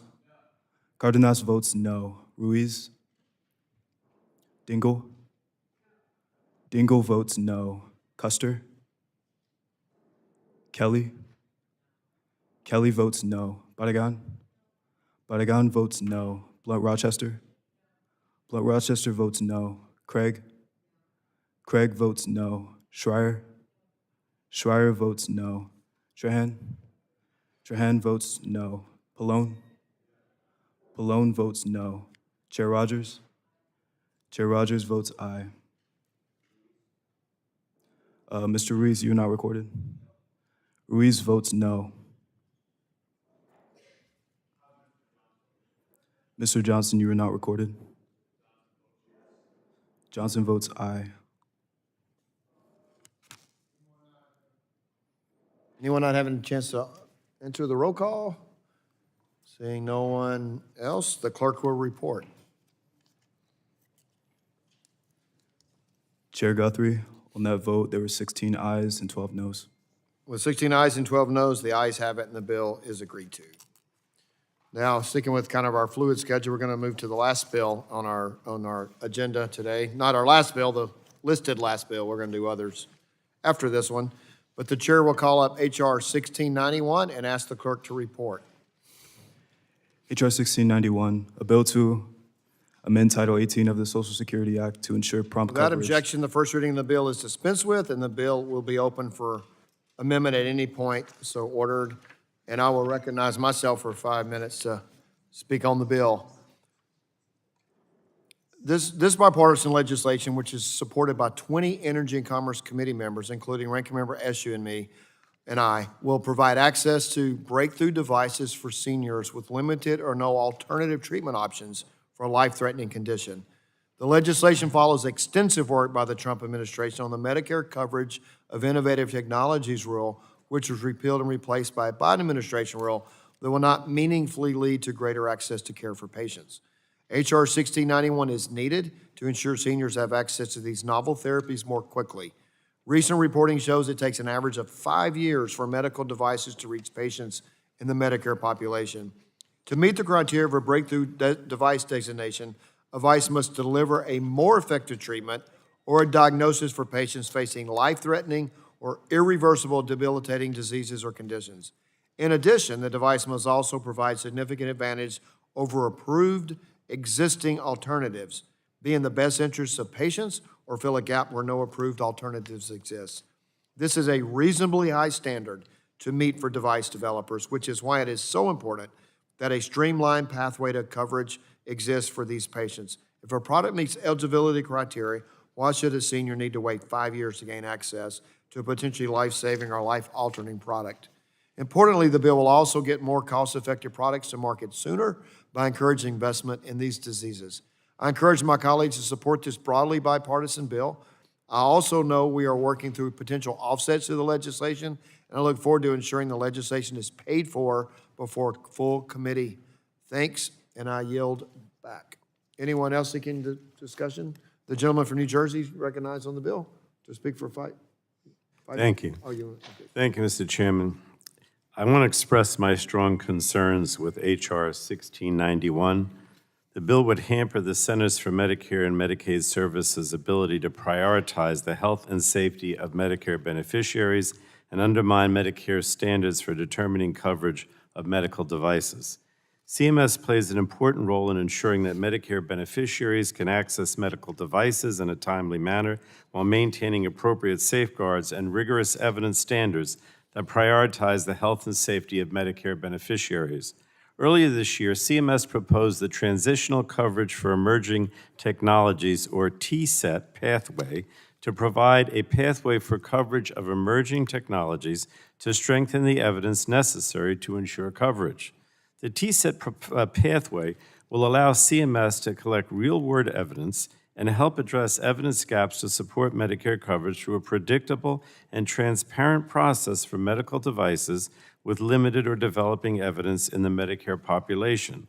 The TCET pathway ensures the agency has the opportunity to review all the available evidence and collect additional real-world data to make necessary coverage determinations, particularly since the Medicare population is different from the general population and is sicker and with more comorbidities.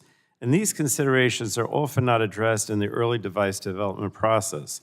I'm concerned that H.R. 1691 would require immediate and automatic coverage of breakthrough devices, undermining both the TCET pathway and circumventing CMS's reasonable and necessary process for coverage. Now, I have to note that breakthrough is a designation given by FDA at a very early stage in development when early evidence suggests that it may treat some condition where there are no other device alternatives or when there is a reasonable expectation that a device may offer advantages over existing alternatives before an application for the device is even submitted. The device retains the breakthrough designation even if evidence later on indicates otherwise. So H.R. 1691 would guarantee a fast track to Medicare coverage when there is limited evidence of additional benefit and would make it impossible for CMS to collect real-world data and evidence, as industry will not have any incentive to provide the evidence given the automatic and immediate coverage. Beneficiary groups, including the Center for Medicare Advocacy, have expressed concerns with the bill writing, the way it's written, because it would result in unintended consequences and potential safety issues due to bypassing the long-established CMS approval and vetting process. Now, despite these major issues with the bill, the industry has refused to engage productively on a bipartisan consensus policy. They've refused to build on the Biden administration's TCET proposal, which is intended to expedite coverage of breakthrough devices through a predictable and transparent process while safeguarding patient safety. And I believe the TSET proposal provides a good evidence-based framework to address evidence gaps to support Medicare coverage and ensure seniors have access to high-quality, safe technologies. However, it appears that the industry is only willing to support codifying the Trump administration rule, which will require immediate and automatic coverage of breakthrough devices instead of trying to build bipartisan consensus and work with this administration. I think that's unfortunate. But in addition, the Congressional Budget Office has informally estimated that the cost of H.R. 1691 would be at least $7 billion and as high as $12 billion. Enacting this proposal would likely result in significant cuts to the Medicare program in order to offset spending of this magnitude. The Republican majority has put forward this bill without any proposed bipartisan pay-fors, and I'm concerned that such a policy will raise premiums for Medicare beneficiaries. So I'm going to continue to oppose any efforts to increase beneficiary contributions or raise premiums, cut Medicare benefits, or enact spending cuts to the Medicare program, or pay for the policy on the backs of Medicare providers. This policy is simply not good for beneficiaries.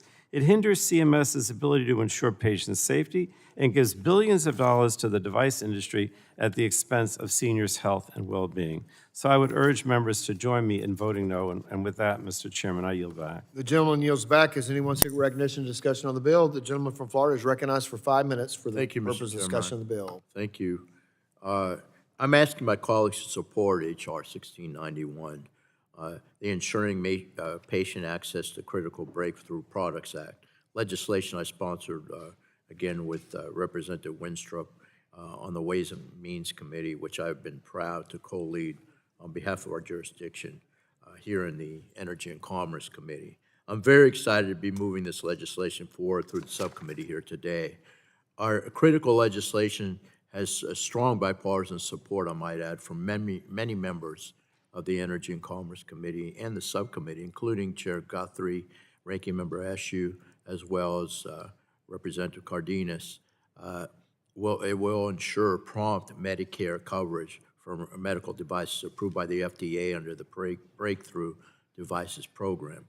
As we heard in our legislative hearing on medical innovation, it is crucial we provide Medicare beneficiaries with the access to treatments and cures that are being developed for patients in need, particularly those who have debilitating, life-threatening diseases where no alternatives exist. In the Trump administration, led by HHS Secretary, my good friend, Mr. Azar, they recognize the need for providing a pathway to coverage for life-saving devices technologies by proposing the Medicare Coverage of Innovation Technology, or MCIT rule. This rule provided a Medicare coverage pathway of breakthrough devices for 4 years, starting on the date of the FDA market authorization. It also clearly outlined a process for national coverage determination for device manufacturers. Unfortunately, despite broad bipartisan support for this rule, the Biden administration repealed MCIT, that particular rule, in a misguided, in my opinion, attempt that has set back efforts to spur innovation for treatments of severe, serious diseases. Instead, they have replaced it with the Transitional Coverage of Emerging Technologies, or TSET pathway. While I appreciate the intent of allowing a new pathway, this current TSET rule is filled with CMS bureaucracy and caveats that hamper innovative technologies from being covered in the marketplace. H.R. 1691 will finally provide certainty to the industry and give a true pathway to coverage by reestablishing the 4-year transitional coverage period and expediting CMS decision-making on national coverage determinations and payment codes. Our bill also includes a pathway for devices without existing benefit categories. Ultimately, we want to incentivize additional breakthrough technologies to come to the market faster and get into the hands of seniors who can greatly benefit from them.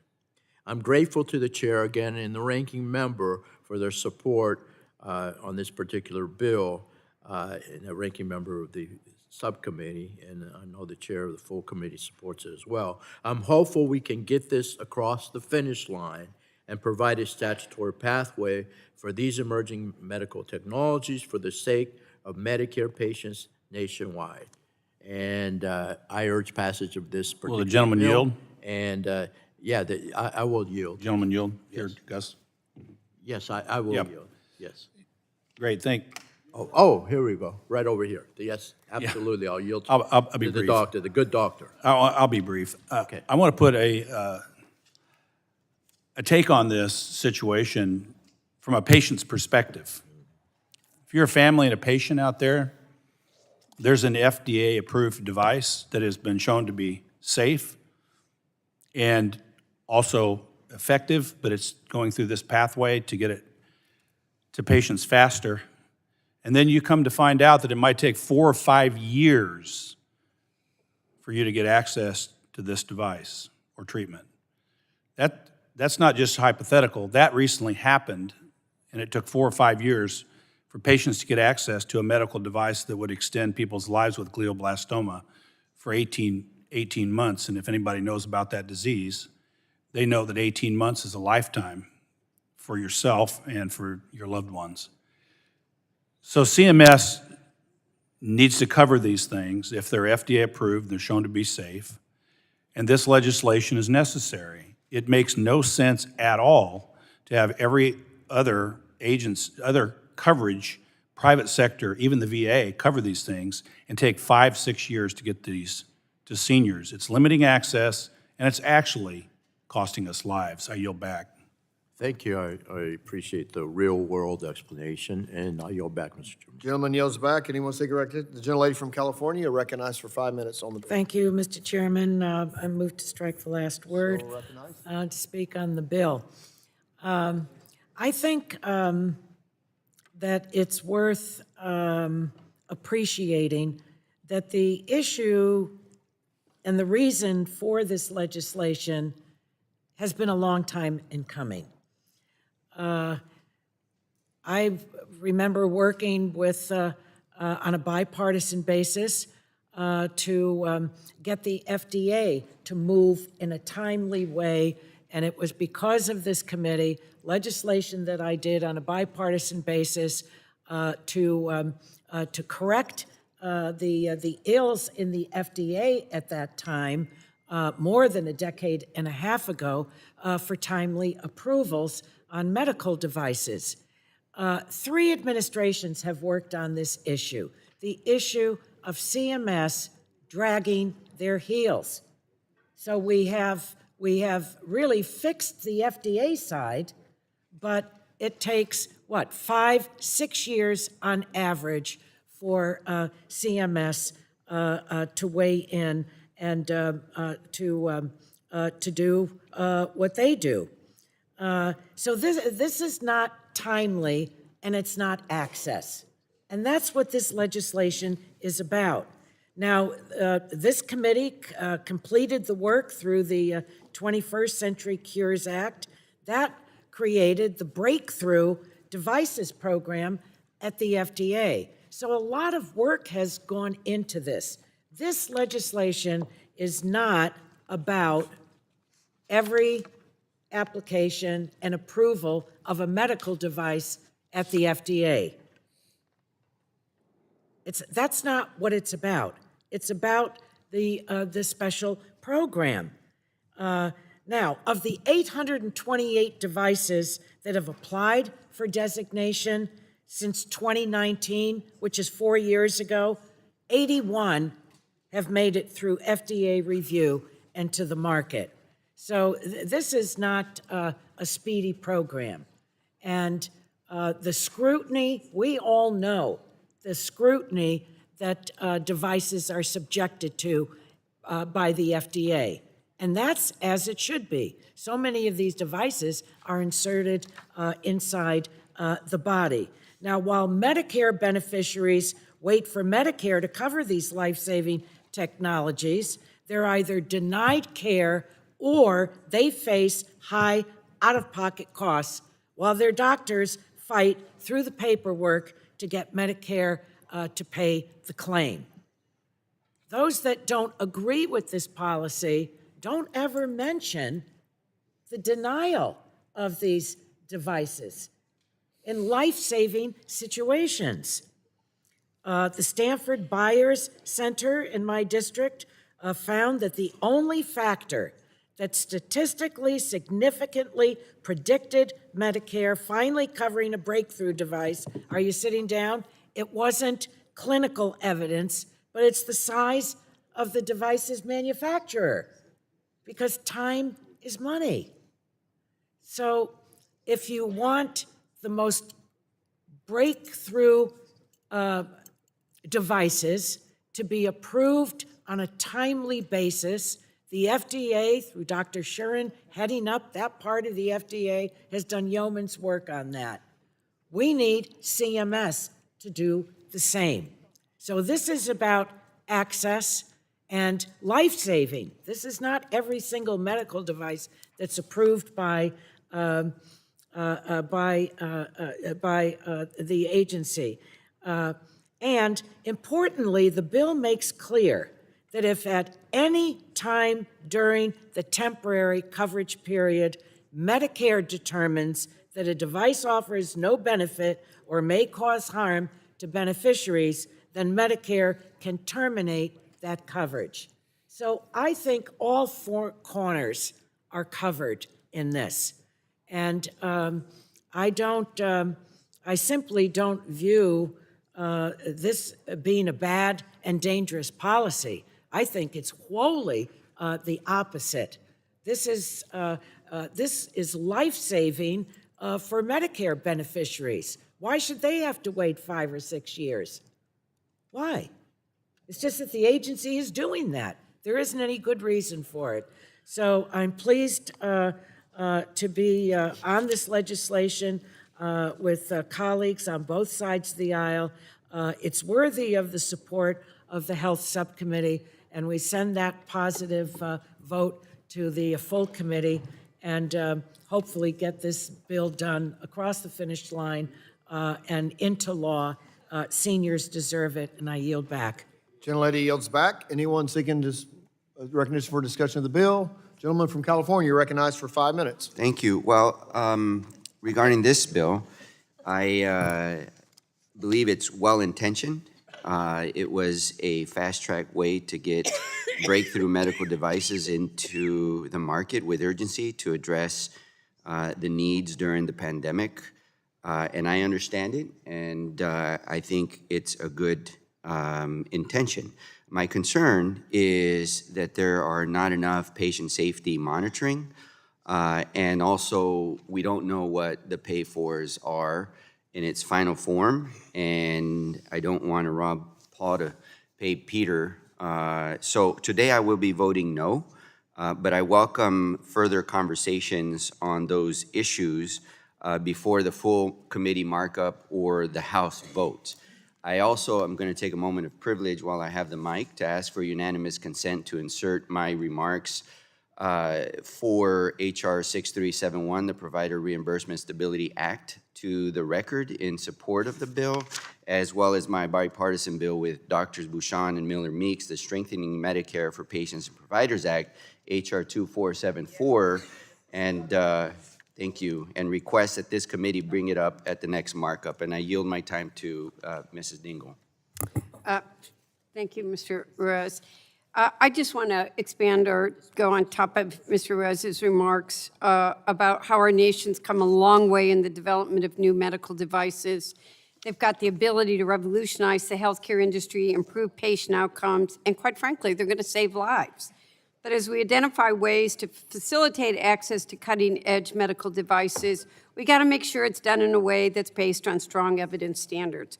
I love and have tremendous respect for my colleagues who are leading this bill, but as it's currently written, I fear it may undermine this goal by hamstringing the Centers for Medicare and Medicaid Services' ability to maintain appropriate safeguards for new medical devices, but will raise Medicare premiums for seniors.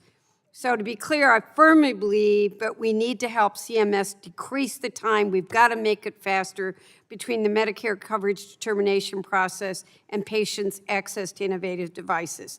September, CMS and the U.S. Government Accountability Office is committed to working with this committee on solutions to improve and expedite this process. Want to support that strongly.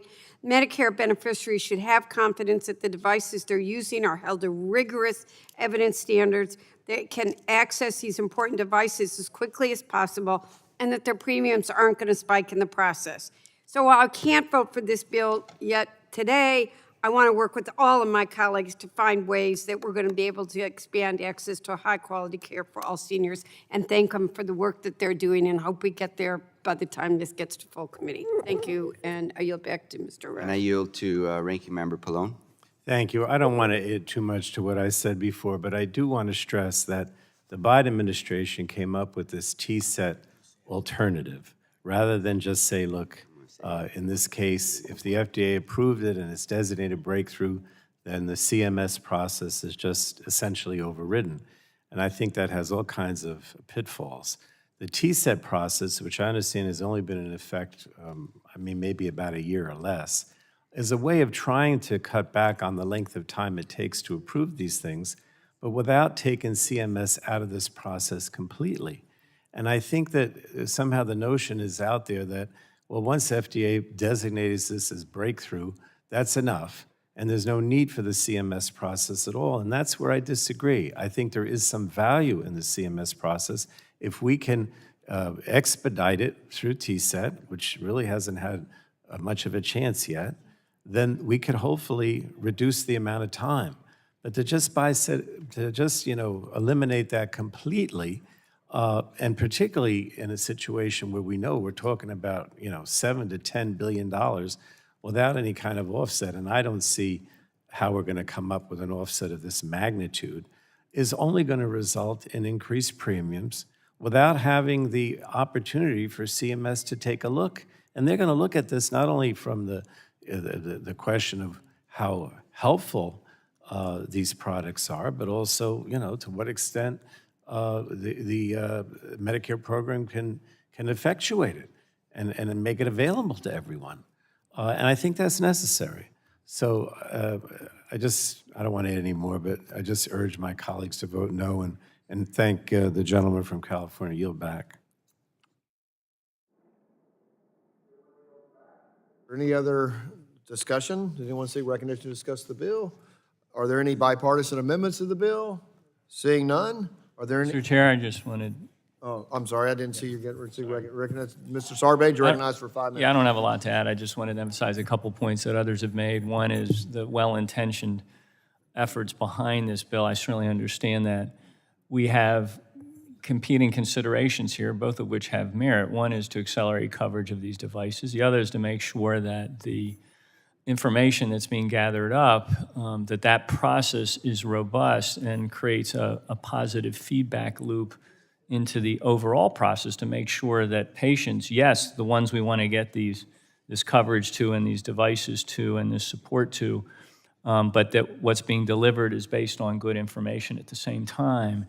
And it's not like we're starting from like a full stop here. The TSET proposal that the administration has put forward is trying to achieve both of those things. It's trying to accelerate the process on the one hand, and it's trying to make sure we have good data information to inform that for the benefit of the patients out there that need this as we move along. So I very much agree that it's striking the balance that we need here to accommodate both of those differing perspectives and considerations. And for that reason, I share the ranking members and others members' reservations about moving ahead with this, and I yield back my time. Yeah, I'll yield. Thank the gentleman for yielding. I think something that's very important to, restate, because I think it's been stated, is the following. CMS does approve some of these. So for those that think this is a whole new process that's being set up so that CMS can approve, they already are. So this isn't something new. They already are. There's a stringency to it, and there should be. And there should be, both by FDA and by CMS. What's at the heart of the bill is taking 5 to 6 years to get an approval on the CMS side. And as the study that I referenced found that the only factor that statistically significantly predicted Medicare finally covering a breakthrough device was not clinical evidence. It was the size of the device's manufacturer. We need to do better than this. So for those, and I respect my colleagues, however they're going to vote, but I think the information thinking that it's understood, thinking that it's a whole new process that CMS has to take up according to this bill, that's not what the bill does. It's not what the bill does. With that, I yield back, and I thank the gentleman for yielding. Yeah, and I yield back my time. Gentleman yields back. Does anyone else seek recognition on the bill? Are there any bipartisan amendments? Are there any other amendments? Seeing none, the question now occurs on forward in H.R. 1691 to the full committee. All those in favor will say aye. Mr. Chairman, I'd ask for a roll. The roll call is requested. Clerk will call the roll. Guthrie? Aye. Guthrie votes aye. Burgess? Burgess votes aye. Latta? Latta votes aye. Griffith? Griffith votes aye. Bilirakis? Bilirakis votes aye. Johnson? Johnson votes aye. Bouchon? Bouchon votes aye. Hudson? Carter? Carter votes aye. Dunn? Pence? Pence votes aye. Crenshaw? Crenshaw votes aye. Joyce? Joyce votes aye. Harshbarger? Harshbarger votes aye. Miller Meeks? Obernolte? Obernolte votes aye. Eshu? Eshu votes aye. Sarbanes? Sarbanes votes no. Cardenas? Cardenas votes aye. Ruiz? Ruiz votes no. Dingell? Dingell votes no. Custer? Kelly? Kelly votes no. Barragan? Barragan votes aye. Blunt Rochester? Blunt Rochester votes no. Craig? Schreier? Schreier votes aye. Trahan? Trahan votes aye. Pallone? Pallone votes no. Chair Rogers? Chair Rogers votes aye.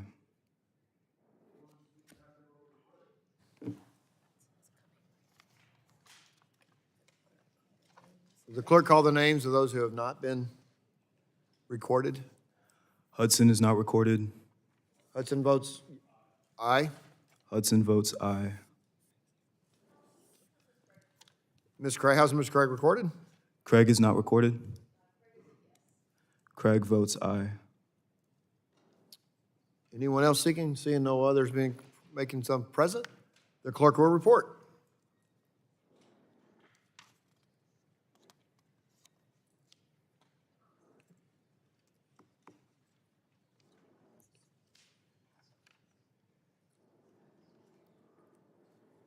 Chair Guthrie, on that vote, there were 21 ayes and 6 noes. With 21 ayes and 6 noes, the ayes have it, and the bill is agreed to. The chair calls up H.R. 5388 and asks the clerk to report. H.R. 5388, a bill to amend Title 18. Without objection, the first reading of the bill is dispensed with, and the bill will be open for amendment at any point so ordered, and I will recognize myself for 5 minutes to speak on the bill. The Supporting Innovation for Seniors Act expands flexibility for Medicare Advantage plans to increase access to innovative products. Value-based insurance design, or VBED models, let MA plans test programs that provide better care or lower costs. One flexibility in this model lets MA plans provide access to FDA-approved medical device or technology, either for the first time or to cover a new indication beyond the Medicare coverage determination. One MA plan is using this to offer coverage of continuous glucose monitoring devices for patients with diabetes and remote patient monitoring devices for patients with congestive heart failure. These types of RPM programs score high on patient satisfaction by empowering them to have at-home control over their conditions. They also improve coordination and allow providers to prevent catastrophic events. But we should not limit these benefits to patients in discrete plans in the VID model. This bill would permanently expand these flexibilities to allow MA plans to offer these to any patient. Regulatory hurdles should not get in the way of MA plans offering ways to lower costs and improve health care, and I encourage my colleagues to support this bill, and I will yield back. Is anyone seeking discussion of the bill? Seeing no discussion, Dr. Shire, one. This is 5388. 5388. Mr. Gentleman from New Jersey, recognized for 5 minutes. Thank you, Mr. Chairman. I want to express my strong concerns with H.R. 5388. More beneficiaries are now enrolled in a Medicare Advantage plan than traditional Medicare, and it's critical that we prioritize the health and safety of beneficiaries enrolled in these plans. The Centers for Medicare and Medicaid Services plays an important role in ensuring that Medicare beneficiaries enrolled in Medicare Advantage plans can access medical devices and treatments in a timely manner. Currently, Medicare Advantage plans have significant flexibility to offer a wide array of services as supplemental benefits. Under the value-based insurance design model, Medicare Advantage plans have additional flexibility to offer benefit designs and supplemental benefits not covered by traditional Medicare.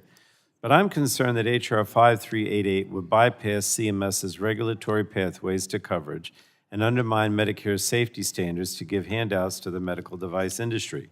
The bill would allow Medicare Advantage plans to provide coverage for any medical device or technology, including for devices that have not been approved under the agency's coverage pathways and for an indication that is different than already approved. Additionally, the bill does not include important guardrails from the VBID model, such as ensuring that the technology is primarily health-related, or that the supplemental benefit has a reasonable expectation of improving or maintaining the overall health of beneficiaries. So I'm concerned that the bill would lead to Medicare coverage of untested medical devices and would jeopardize the safety of Medicare beneficiaries. Beneficiary groups such as the Center of Medicare Advocacy have also expressed significant concerns with the bill writing that it would, and I quote, compromise safety of beneficiaries. I'm also concerned that the bill could raise premiums and healthcare costs for Medicare beneficiaries. It's disappointing that my Republican colleagues are prioritizing helping the device industry instead of helping lower seniors' healthcare costs. I'm not sure I understand what problem this bill is trying to solve. My understanding is that participation in the demonstration has been lackluster and that MA plans already have more than enough flexibility to expand supplemental benefits under current law. Moreover, I understand that Medicare Advantage plans are not even particularly interested in covering devices for indications different from the FDA approval because of the safety concerns. So I think this bill is a solution in search of a problem, but I will continue to see if it is at all possible to find any bipartisan common ground before the full committee. And with that, I yield back, Mr. Chairman. Gentleman yields back. Anyone else seeking discussion on the bill? Seeing none, are there any bipartisan amendments to the bill? Seeing none, any amendments to the bill? Seeing none, the question now occurs on forwarding H.R. 5388 to the full committee. All those in favor say aye. Aye. All opposed say no. No. The ayes have it, and the bill is agreed to. The chair calls up H.R. 5380 and asks the clerk to report.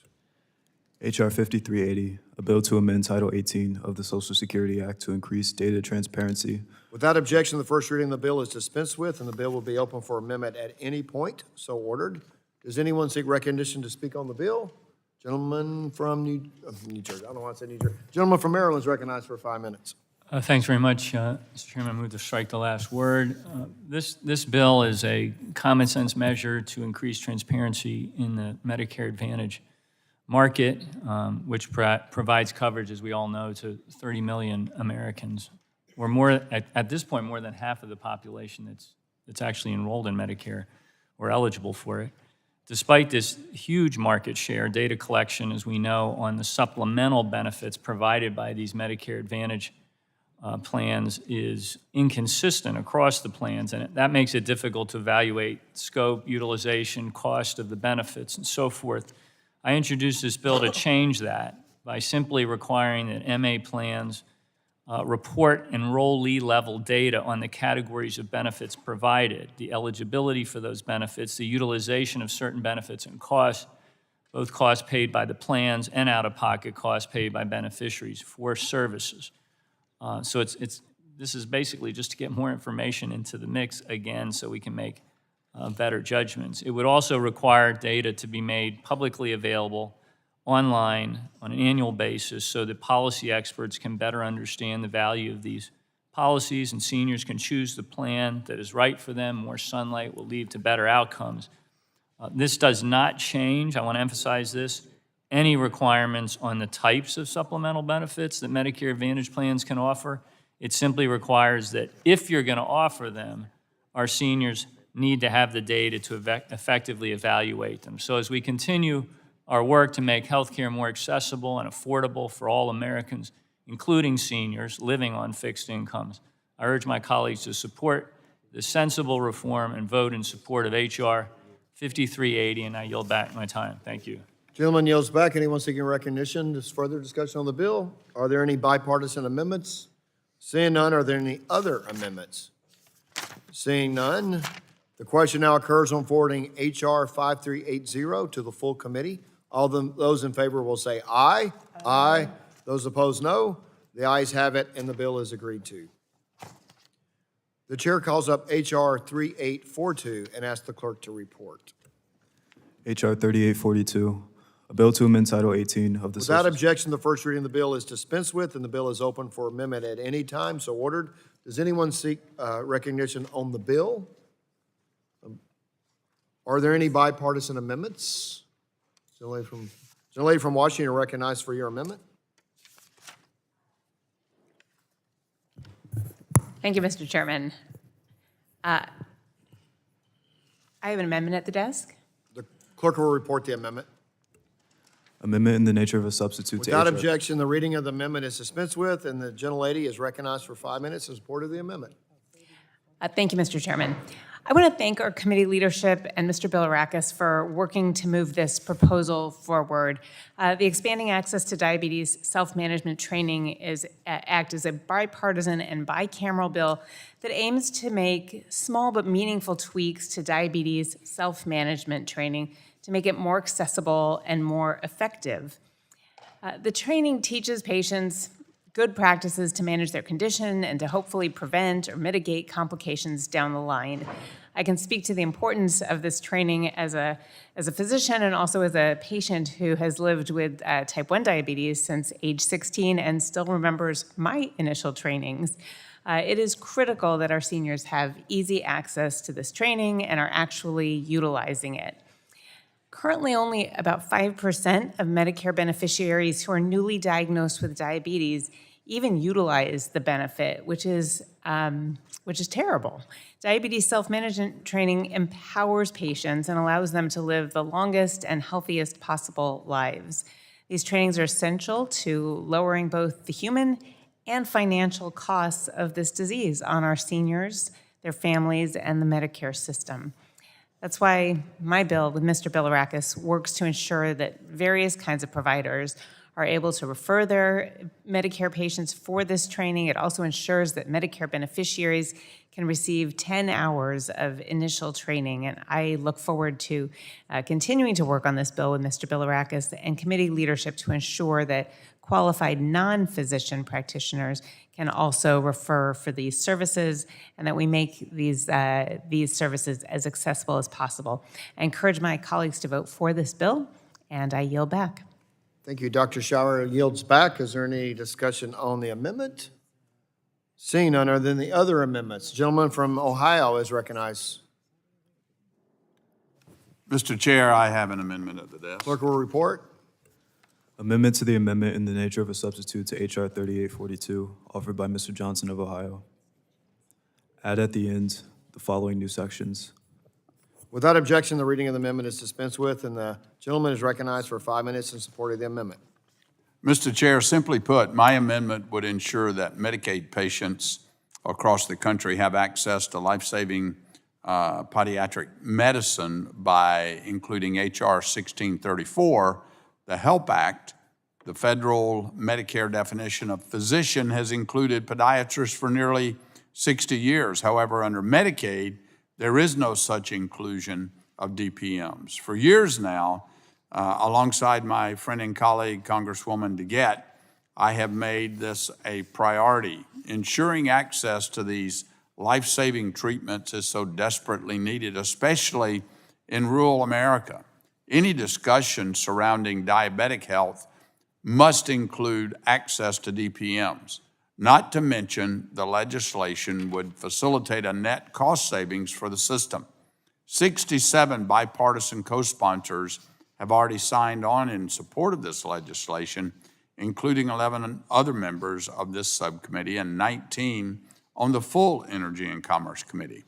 I want to thank all those members for lending your support for this bill. That said, Mr. Chairman, with your commitment to work with me on moving this forward, I would be willing to withdraw this amendment. Look forward to working with you. Okay, I withdraw. The amendment is withdrawn. And I yield back. And the gentleman yields back. Are there any further amendments? If not, we need to adopt the amendment nature of a substitute offered by the doctor from Washington. All in favor say aye. Aye. All opposed say no. The ayes have it, and the amendment is agreed to. With no further amendments, the question now occurs on forwarding H.R. 3842 as amended to the full committee. All those in favor will say aye. Aye. All those opposed, no. The ayes have it, and the bill is agreed to. The chair calls up H.R. 5397 and asks the clerk to report. H.R. 5397, a bill to amend Title 18 of the Social Security Act. Without objection, the first reading of the bill is dispensed with, and the bill will be open for amendment at any point. So ordered. Does anyone seek recognition on the bill? Seeing none, are there any bipartisan amendments? The gentleman from Florida is recognized. Thank you, Mr. Chairman. I have an amendment at the desk. Clerk will report. So this is... The clerk will report the amendment. Amendment in the nature of a substitute to H.R. 5397. Without objection, the reading of the amendment is dispensed with, and the gentleman from the gentleman from Florida is recognized for 5 minutes in support of the amendment. Thank you, Mr. Chairman. This amendment in the nature of a substitute seeks to make small technical changes to the underlying bill, and I hope my colleagues will indeed support H.R. 5397, the Joe Fienda Access to Home Infusion Act. I appreciate my colleague, Mr. Fitzpatrick, working with me on this bill. I was moved by the story of the late Joe Fiandra, relayed to me by his wife, who resides in Mr. Fitzpatrick's district. She and her late husband struggled to jump through hoops and travel long distances to access infusions to treat his amyloidosis. When Congress passed the 21st Century Cures Act in 2020, I was proud to support that legislation, and that would preserve and promote innovation and increase access to needed treatments and technologies, including the creation of a home infusion therapy benefit. My bill today seeks to ensure that the intent of the Cures Act is preserved when it comes to home infusion benefit. Coverage policies should not pick winners and losers based on the modality a patient uses. Currently, DME-infused practitioner-administered drugs are not covered by the benefit, excluding a cohort of patients who can safely infuse in their home if they so choose. The Joe Fiandra Access to Home Infusion Act closes this gap, ensuring that patients can enjoy access to the therapy that best suits their needs. I encourage my colleagues to support this common-sense legislation fix, which builds upon the success we had accomplished with the 21st Century Cures Act. I also want to take a moment in my time now to acknowledge my support of another common-sense legislative payment fix. It's the FIND Act. FIND Act was not noticed today, but it was included in the September legislative hearing, and 13 of my colleagues on the subcommittee are co-sponsors. The FIND Act seeks to improve the payment methodology for the use of PET and SPECT scans in the hospital setting. Advanced diagnostic radiopharmaceuticals aid in these procedures, highlighting specific organ systems and producing highly detailed images for precise diagnosis. CMS has solicited for comment 5 proposals which could have remedied the current payment inequity during their rulemaking, but unfortunately elected not to make any of the changes to this payment cycle. I want to note that 137 out of 140 commenters supported the framework of the FIND Act, which would have provided a separate payment for diagnostic radiopharmaceuticals. I appreciate Medicare's attention to the specific issue, and I want to reiterate the importance of Congress continuing to work on this issue, which is critical to patient access. An accurate medical scan matters greatly for patients with prostate cancer, Parkinson's disease, Alzheimer's, and many other conditions. And I appreciate my colleagues' support and look forward to continuing to work with you on this topic. With that, Mr. Chairman, I yield back. Gentleman yields back. Is there any other discussion on the amendment in the nature of a substitute? Seeing none, if there is no further discussion, the vote occurs on the amendment. All those in favor shall signify by saying aye. Aye. All those opposed, nay. The ayes have it, and the amendment is agreed to. Is there other amendments? The gentlelady for Michigan is recognized. Thank you, Mr. Chair. I have an amendment at the desk. The clerk will report the amendment. Amendment to the amendment in the nature of a substitute to H.R. 5397. Without objection, the reading of the amendment is dispensed with, and the gentlelady from Michigan is recognized for 5 minutes in support of the amendment. Thank you, Mr. Chair. This amendment that I've introduced would replace the underlying bill with the text of the Preserving Patient Access to Home Infusion Act, which is legislation I've led with Representatives Buchanan, Sewell, and Harshberger. I have to admit I'm disappointed and quite frankly perplexed about why the Preserving Patient Access to Home Infusion Act wasn't included as part of today's markup. This bill has earned the support of a wide array of stakeholders, advocates, and members, including several on this committee, who've been asking for the technical fix for years. In 2016, the 21st Century Cures Act established a home infusion professional services benefit for Medicare Part B infusion drugs. But despite Congress's intent, the Centers for Medicare and Medicaid Services have improperly implemented this benefit by requiring a nurse to be physically present in the patient's home in order to be reimbursed. This fails to account for the extensive clinical and administrative services that are provided remotely by home infusion clinicians. As a result, provider participation in Medicare's home infusion benefit has dropped shortly, and beneficiaries have experienced reduced access to home infusion over the last several years, which was not the intent. And it's precisely why we've been fighting for the Preserving Patient Access to Home Infusion Act. It provides technical clarifications that will remove the physical presence requirement, ensuring payment regardless of whether a healthcare professional is present in the patient's home. The legislation also acknowledges the full scope of professional services provided in home infusion, including essential pharmacy services, into the reimbursement structure. When given the choice, we know patients would overwhelmingly prefer to receive care at home, which can result in significant savings for patients and the providers. Home infusion services offer so many benefits to the patients, from reducing the threat of infection, increasing access in rural communities, lessening transportation challenges, and so much more. As we discuss ways to bring more infusion drugs into this benefit, it's frustrating we're not also ensuring that the existing home infusion benefit is working properly. And that's exactly why the Preserving Patient Access to Home Infusion Act does, or that's what it does. I remain committed to advancing the Preserving Patient Access to Home Infusion Act and would like to work with the chair to continue working on this legislation together to ensure CMS gets the home infusion benefit right. So with that, I am prepared to withdraw my amendment. But before I end this, I also have to make this point again. This has become such an issue for me because I did have to have home infusion drugs. Most of you didn't know I was walking around with a pick in my arm for 3 months, which is another way to administer drugs. You don't have to have a pump. Because of osteomyelitis, I had to get antibiotics through a PICC line, which is a long catheter, for several months. I gave the injection to myself. I didn't pay somebody to come to the house and give it to me every day. It saves a whole lot of money, and it was safe, and unfortunately for some, but for most of you, I'm still walking around okay. So I think it's this method of administration of home infusion drugs can often be safer and easier for patients when it's an option.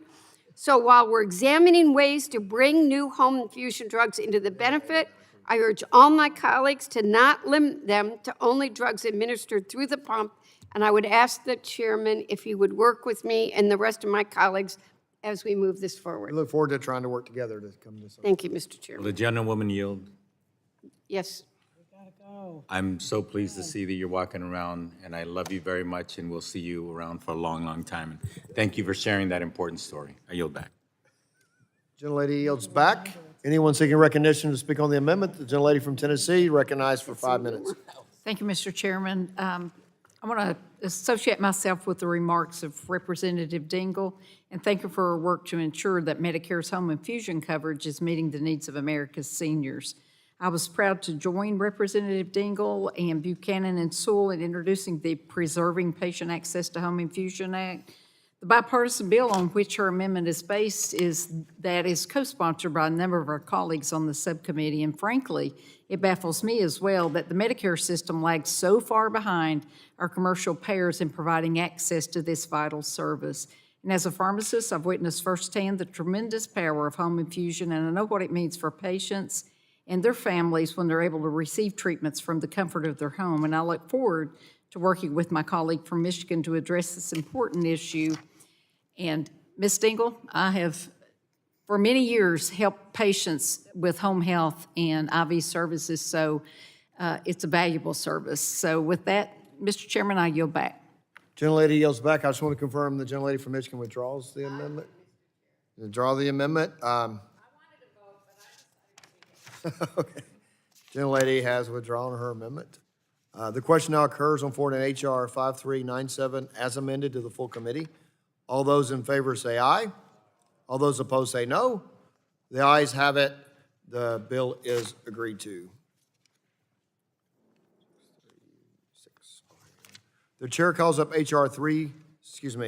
I'll correct myself, H.R. 6366, and asks the clerk to report. H.R. 6366, a bill to amend Title 18 of the Social Without Security objection, the Act. first reading of the bill is dispensed with, and the bill will be open for amendment at any point so ordered. Does anyone seek recognition on the bill? Gentleman from North Carolina is recognized for 5 minutes. Thank you, Mr. Chairman. H.R. 6366 provides a one-year delay in the up to 15% cut scheduled to hit laboratories in January. I'm glad to see this going through regular order, and I was glad to see it prioritized in the continuing resolution that passed the House yesterday.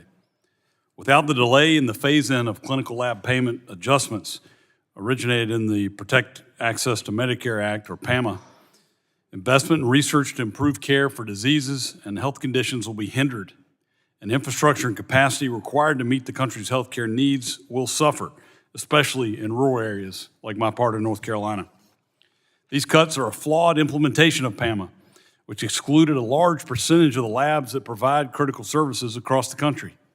These cuts also affect some of the most routine laboratory tests, including those for heart disease, diabetes, cancer, and other chronic conditions.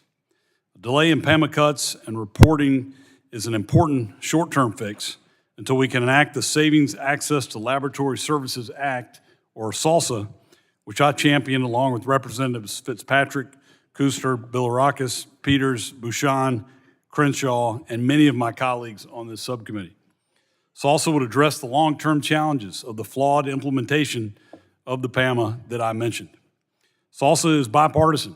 It is bicameral, common-sense legislation to remedy unintended payment cuts to labs providing critical diagnostic services that offer early disease detection and diagnosis, informing tailored treatment, prevention, and care. The U.S. District Court of Appeals in the D.C. Circuit, over 70 patients and provider stakeholders, and almost a dozen members of this subcommittee agree that the failed implementation of PAMA must be remedied. While I look forward to continued work on a long-term solution for labs, I urge my colleagues to join me in support of a one-year PAMA delay, providing critical relief for the most immediate cuts and working on my SALSA bill becoming law. Thank you, Mr. Chairman. I yield back. Gentleman yields back. Anyone else seeking discussion on the bill? Seeing none, are there any bipartisan amendments? Seeing none, are there any amendments to the bill?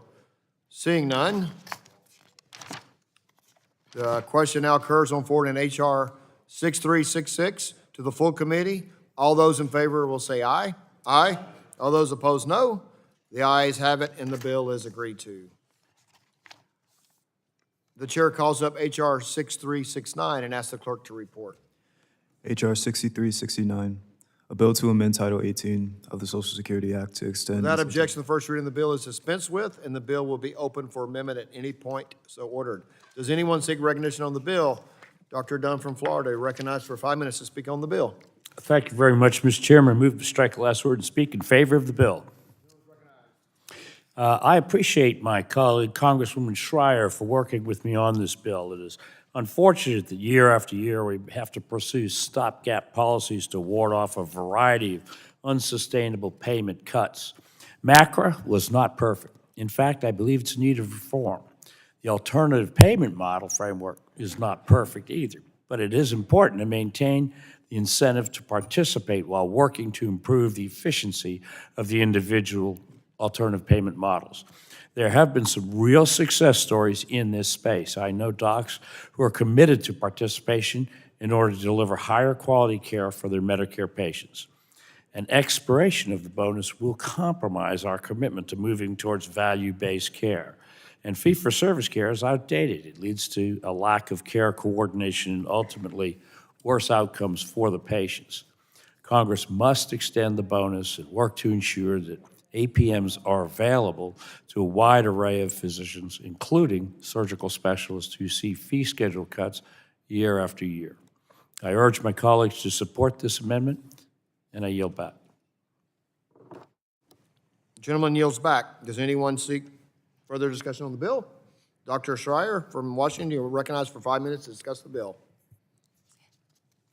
Thank you, Mr. Chairman. I'd like to speak in favor of the bill and would like to thank Mr. Dunn for working together on this bill.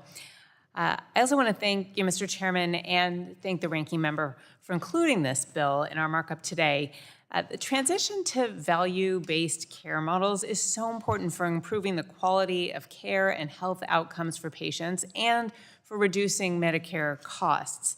My bill, which I was so proud to introduce with Representative Dunn, will help providers adopt and maintain this model. It will extend incentive payments to providers working in advanced alternative payment models, or APMs, and this helps those providers transition and remain in a model of care that focuses on patient health outcomes. Without further congressional action, these incentives would expire at the end of the year. My bill with Mr. Dunn would extend those payments at their current revenue threshold and rate for 1 year. I look forward to continuing to work with committee leadership on long-term solutions to improve our transition to value-based care. I encourage my colleagues to support this legislation, and I yield back. Thank you, Mr. Chairman. Thank you. The gentlelady yields back. Is there any further discussion on the bill? Are there any bipartisan amendments to the bill? Are there any other amendments to the bill? Seeing none, the question now occurs on forward in H.R. 6369 to the full committee. All those in favor say aye. All those opposed, no. The ayes have it. The bill is agreed to. So you skip 555 and go to... The chair calls up H.R. 6371 and asks the clerk to report. H.R. 6371, a bill to provide for certain adjustments to the physician fees. Without objection, the first reading of the bill is dispensed with, and the bill will be open for amendment at any point so ordered. Does anyone seek recognition on the bill? Dr. Burgess from Texas, you're recognized for 5 minutes to speak on the bill. Thank you, Mr. Chairman. This committee spent a considerable amount of time, almost 10 years ago, repealing the sustainable growth rate formula through the enactment of the Medicare Access and CHIP Reauthorization Act in 2015. Passing MACRA was a major milestone that was supported by over 800 healthcare organizations. As I've said before, it's important to note that we were solving the problems of the time. And then our shared goal was to help doctors, Medicare providers, and their patients be relieved from the constant threat of reimbursement cuts. Today, we are still facing the same issues of unsustainable cuts for our doctors, and the goal remains the same. So I, along with the co-chairs of the Doctors Caucus, Dr. Winstrup and Dr. Murphy, along with Congressman Kelly on this committee, have introduced H.R. 6371, the Provider Reimbursement Stability Act of 2023. The mechanism of budget neutrality in part contributes to the across-the-board cuts that affect independent physician practices and threaten access to care. I mentioned in our last hearing that this would be the first time that the Energy and Commerce Committee is considering a positive legislative change to budget neutrality. I believe this bill is a step in the right direction to encourage flexibility and accuracy in the Center for Medicare and Medicaid Services determination of the conversion factor, while also promoting stability to mitigate the continuous and seemingly arbitrary cuts. Once again, I want to thank Congressman Kelly for joining us in this effort. We've worked together on many projects, and I'm looking forward to continuing that bipartisanship. Additionally, we'd like to continue to work across the aisle on this bill and welcome additional thoughts and feedback. I've worked with many members in this room on the payment policy for a number of years, and I hope we can bring others on board and commit to working together for America's physicians. And Mr. Chairman, I'll yield back. Gentleman yields back. Does anyone seek recognition on the bill? Well, Mr. Chairman, I'd like to ask unanimous consent to insert into the record a letter from the American Osteopathic Association, as well as a letter from provider groups requesting activity on the physician reimbursement. Yep. Without objection, so ordered. Are there any bipartisan amendments to the bill? Are there any amendments to the bill? For what purpose does the gentleman from Florida seek recognition? The clerk will report. Amendment to H.R. 6371, offered by Mr. Bilirakis of Florida. Add at the end the following new section. Section 6, increasing the non... Without objection, the reading of the amendment is dispensed with, and the gentleman is recognized for 5 minutes in support of his amendment. Thank you, Mr. Chairman. I appreciate it very much. I first want to say I'm fully supportive of the underlying bill, H.R. 6371, which will help provide additional stability for providers under the Medicare fee schedule. This bill will accomplish this by raising the budget neutrality threshold, requiring CMS to continue to update the direct cost relative value units and adjust pricing and limiting the damage of the conversion factor each year. I want to thank my good friend, Dr. Burgess. We're going to miss you, Doctor. But I know we have a few more months left. My bipartisan amendment, which I do plan to withdraw, Mr. Chairman, would insert a new section with the contents of my bipartisan bill, H.R. 3671, the Providing Relief and Stability for Medicare Patients Act, which was noticed in our last subcommittee legislative hearing in October. Of course, I'm disappointed, but I know there's another day there that we were unable to get it on the agenda to mark it up and move forward here today. H.R. 3671, which I lead with my good friend, Representative Cardenas, would mitigate payment cuts to specialty services provided in community, office-based physician practice settings. These non-facility settings help preserve patient access to care and avoid further consolidation in the Medicare program. Office-based specialty care is a critical service outside of the hospital setting.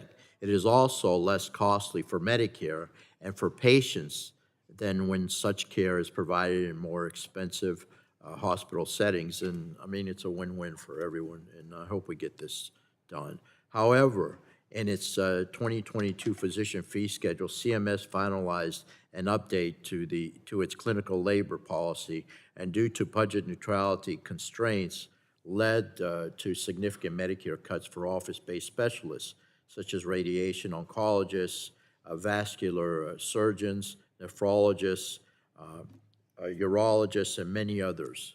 These adjustments in clinical labor costs meant some providers faced over 20% cuts in reimbursements. That's unsustainable, resulting in some physicians discontinuing their services.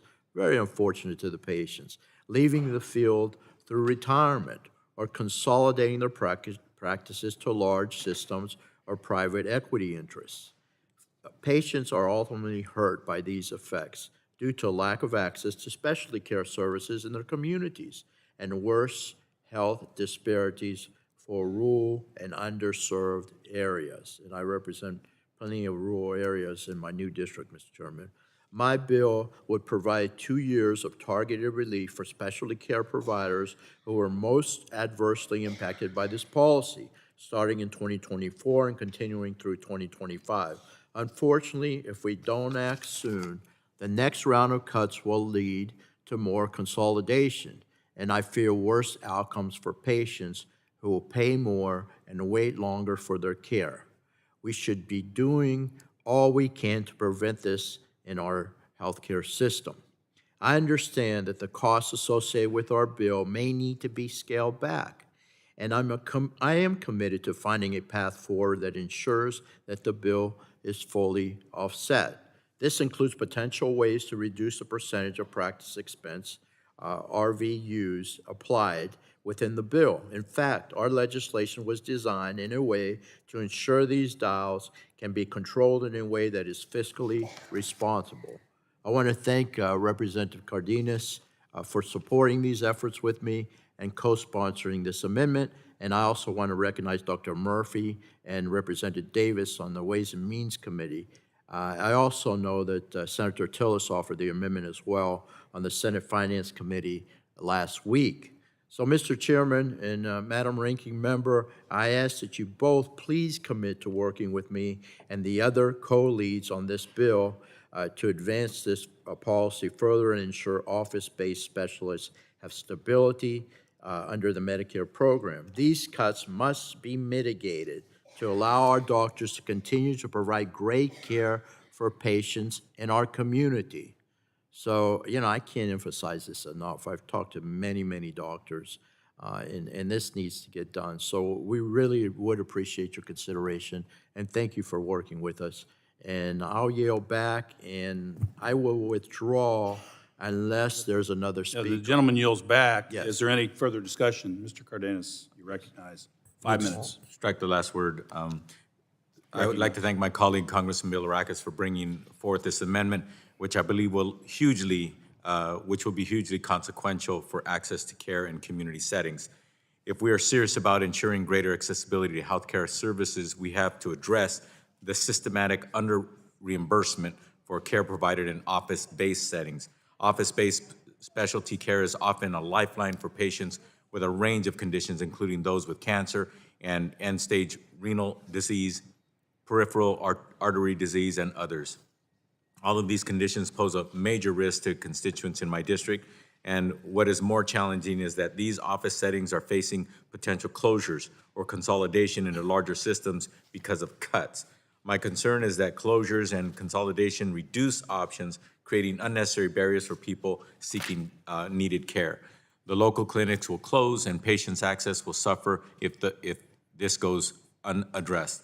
I hope that my colleagues agree to work on this legislation and to land on a path forward that supports access to community care. We stand ready to collaborate on this. Many of us do. Lastly, before I conclude, I also want to mention that I'm grateful for some of the other amendments being proposed today, which look to fix some of the structural concerns with physician reimbursement. I hope to continue to engage on these issues as we go forward. Failing to do so will contribute to already shocking rates of physician shortages and reduces access to care for patients. And with that, Mr. Chairman, I yield back. Gentleman yields back. Does the gentleman from Florida seek recognition? Yes, thank you, Mr. Chairman, and I know you'll work with me on this particular bill, so I'll withdraw the amendment. Thank you. Gentleman withdraws his amendment.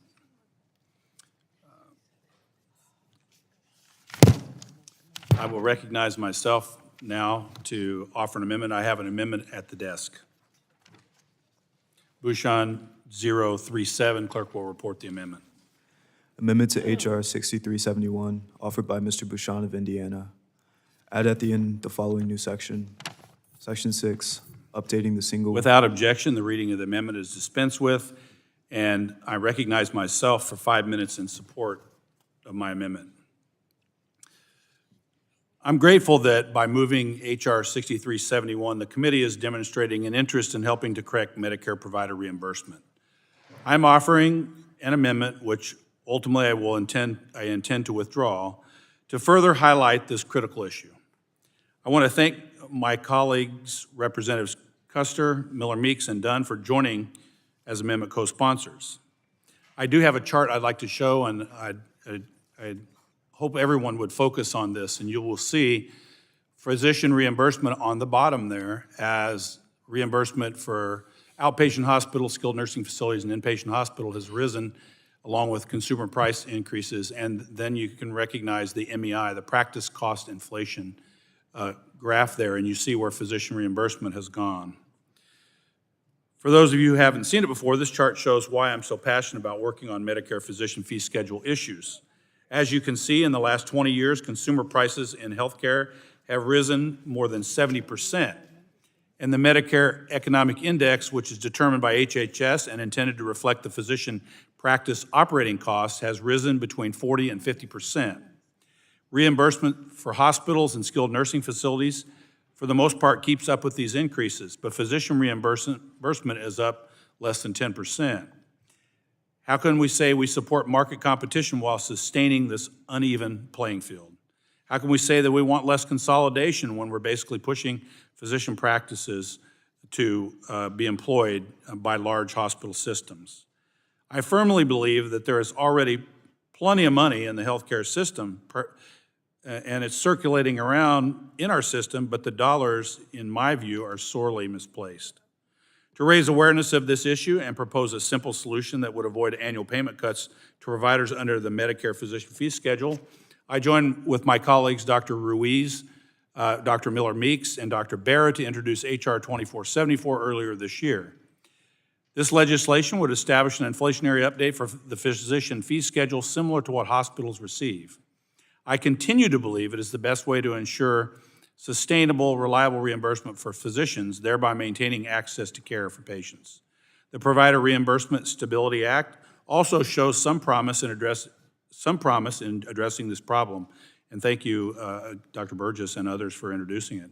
I'm happy to be a co-sponsor of that legislation and look forward to continuing to work on the legislation with my colleagues to make sure it will function in a way that helps doctors and patients. My amendment doesn't alter the underlying text of the bill. Instead, it adds a section giving providers 1 year of MEI-based reimbursement adjustment. Because H.R. 6371 wouldn't take effect immediately, Congress and this committee will need to determine how to help providers weather the approximate 4% pay cuts they're facing come January 1st. As we continue to discuss this before bringing to the full committee, I urge my colleagues to consider the benefits of using MEI to adjust physician payments. With that, I yield. Are there any other members wishing to seek recognition on the Democrat side?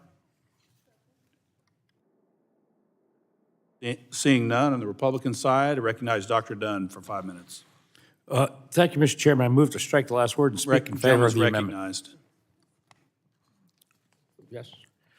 I, too, appreciate the framework outlined by the Provider Reimbursement Stability Act and look forward to working with my colleagues to enact holistic reform to the physician fee schedule.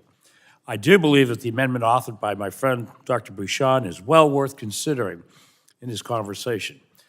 Consider the Medicare Economic Index when updating physician pay rates just makes sense. Physician offices are virtually only businesses that cannot increase prices when the cost of their inputs increase. The cost of running a medical practice has risen significantly, and the physician fee schedule has simultaneously gone down. I look forward to continuing this conversation and working with my colleagues to get Medicare physician payment reform right for a change. With that, Mr. Chairman, I yield back. Gentleman yields back. Anyone else seek? Dr. Miller-Meeks, recognized for 5 minutes. Thank you very much, Mr. Chair. I move to strike the last word. Gentlelady is recognized. Like the chair, Dr. Bouchon, I too am grateful and supportive of Dr. Burgess's H.R. 6371. But I would also like to speak in support of Dr. Bouchon's amendment to update the physician's fee schedule to account for inflation for 1 year. I'm proud to be a sponsor of H.R. 2474, the Strengthening Medicare for Patients and Providers Act, with Dr. Bouchon, Ruiz, and Barra. This critical legislation would add a permanent annual inflationary update to physician payments under Medicare. While operating costs for medical practices have gone up by 47%, physicians' payments have declined 26% from 2001 to 2023, when adjusted for inflation, making it difficult for small, rural, and low-income serving practices to provide care to patients across America. Our bill stabilizes physician payments year to year and seeks to preserve access to care, which has only worsened since the COVID-19 pandemic. While this amendment would take the important first step of applying the MEI update for 1 year, it is still critically important for Congress to continue its work on a permanent fix to the broken Medicare physician fee schedule. I thank my colleagues for this work on this issue and yield back the balance of my time. Gentlelady yields back. Does anyone else seek recognition on the amendment? Seeing none, at this point, I will withdraw the amendment. Does anyone else have an amendment to the legislation? Recognize Dr. Joyce, 5 minutes. Mr. Chairman, I have a To offer an bipartisan, amendment. I have a bipartisan amendment at the desk. The clerk will report the amendment. Amendment to H.R. 6371, offered by Mr. Joyce of Pennsylvania. Add at the end the following. Without objection, the reading of the amendment is dispensed with, and the gentleman is now recognized for 5 minutes in support of the amendment. Thank you, Mr. Chair. First, I want to state that I am a firm supporter of the underlying bill, H.R. 6371. But this amendment underscores the dire need for additional reforms and immediate relief to the latest cuts to Medicare providers. I would also like to thank my fellow physician, Dr. Schreier, for joining me as a co-sponsor of this bipartisan amendment. As you know, if Congress fails to take action, Medicare providers face a 3.4% cut next year.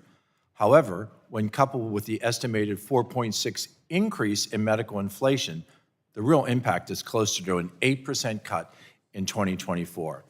I would like to thank Congressman Burgess for his work on the underlying legislation that we are considering here today, and thank Chair McMorris-Rogers and Chair Guthrie for advancing this important bill today.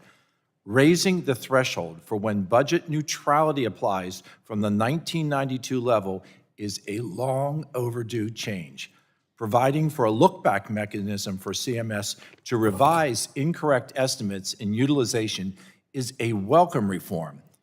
The bill will also ensure that there are regular updates to the direct costs when calculating practice expense RVUs and set a limitation on the year-to-year conversion factor variance. This bill is an important step in the right direction, but we must also acknowledge the need for more immediate relief to stop the pending 3.3% cuts this year and make larger structural reforms in this area. From the period of 2001 to today, Medicare physician reimbursement has actually gone down 26% when adjusted for inflation. This simply is not sustainable for physician practices that accept Medicare and has a detrimental impact on beneficiaries losing the access to their preferred physician. This has also led to the consolidation of practices and driving physicians out of rural and underserved areas like my district in Pennsylvania. This amendment would simply provide needed relief for providers for an upcoming year while this committee can continue our important work to reform the program so that we are not caught in this perpetual cycle of stops and stopgap mitigation. Chairman, while I intend to withdraw this amendment, I hope to work with you and my fellow committee members to protect our seniors and providers by finding a way to help prevent these devastating cuts that will go into effect on January 1st, 2024. Thank you, and I yield for any additional speakers. Gentleman yields back. Recognize Dr. Schreier for 5 minutes to speak on the amendment. Thank you, Mr. Chairman. I'd like to strike the last word and speak in support of this amendment.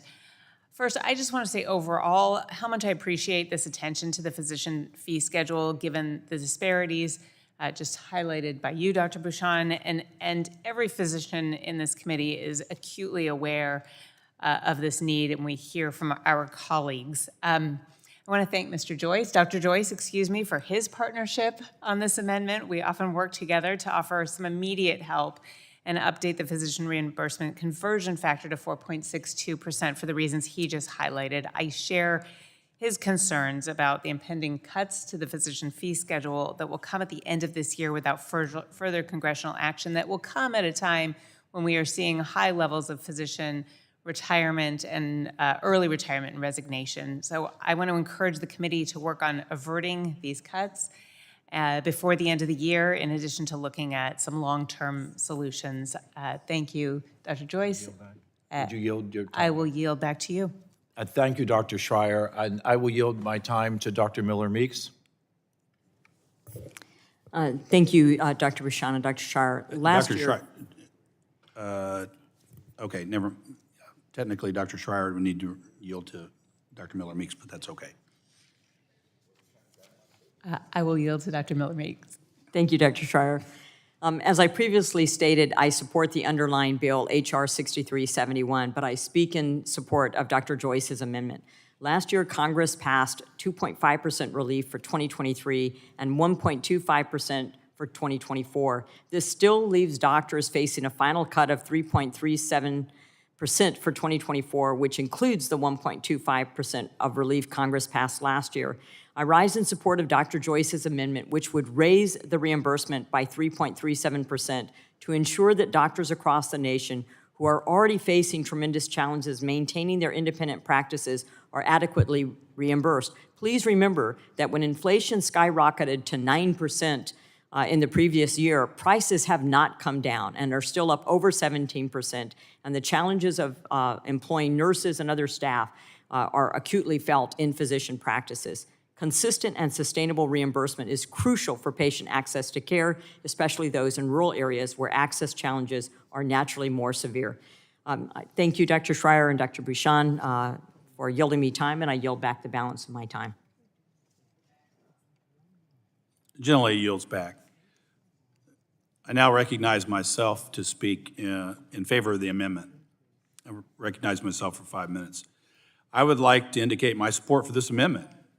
If we are unable to enact an MEI-based update for 2024 due to cost and other concerns, this is what we have to do. We have to mitigate this impending cut. This is a great alternative to a more permanent solution in the short run. For many years, I worked with my friend, Representative Baird, to provide end-of-the-year conversion factor adjustments for doctors, along with many other doctors in the Congress, as well as some of my other colleagues. While I sincerely hope this committee can eventually agree on a long-term fix for provider reimbursement, we must also act in the short term to ensure we maintain physicians' willingness to participate in Medicare. Any further cuts to Medicare provider reimbursement will continue to devastate the ability of seniors to access health care providers, particularly in rural and underserved urban areas of our country. I support this amendment, and I yield back my time. Does the gentleman from Pennsylvania intend to withdraw his amendment? Yes, Mr. Chair, I wish to withdraw the amendment. The gentleman withdraws the amendment. Any other amendments to the bill? Seeing none, we'll now vote on H.R. 6371. Those in favor say aye. Those opposed say nay. The ayes have it, and the bill is passed and forwarded to the full committee.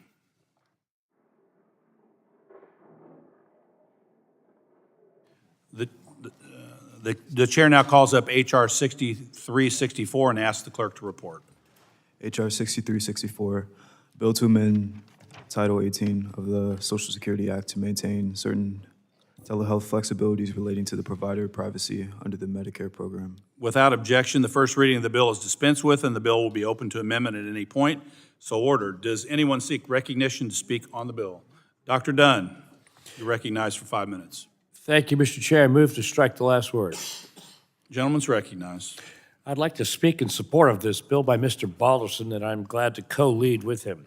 This bill simply prohibits CMS from ever posting online or making publicly available a doctor's home address when a doctor uses that home address as a distance site from which to conduct telehealth facilities and services. Doctors should not have to choose between their safety, their privacy, and their ability to provide telehealth services from their home. We all know by now the value and convenience of telehealth for both providers and patients alike. As we examine the future of telehealth, we must keep the system nimble and responsive, but also free of fraud, abuse, and risk. We want to allow doctors to provide telehealth appointments from whichever location they want to or need to, including from their homes when appropriate, without jumping through bureaucratic hoops. At the same time, CMS must have access to the information that they need to track usage and investigate cases of fraud. We appreciate CMS extending for another year the provision that allows providers to list their practice address instead of their home address on their Medicare enrollment. But we must go one step farther. I look forward to working with this committee and with CMS to develop permanent mechanisms on this issue that appropriately balance confidentiality with program integrity guardrails. And I urge all of my colleagues to support this bill. With that, Mr. Chair, I yield back. Gentleman yields back. Does anyone else seek recognition to speak on the bill? Seeing none, are there any bipartisan amendments to the bill? Seeing none, are there any other amendments to the bill? Seeing none, I got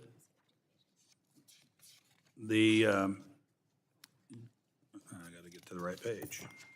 Question now occurs on forwarding H.R. 6364 to the full committee. All those in favor say aye. Aye. Those opposed, no. The ayes have it. The bill is agreed to and forwarded to the full committee. Chair now calls up H.R. 1352 and asks the clerk to report.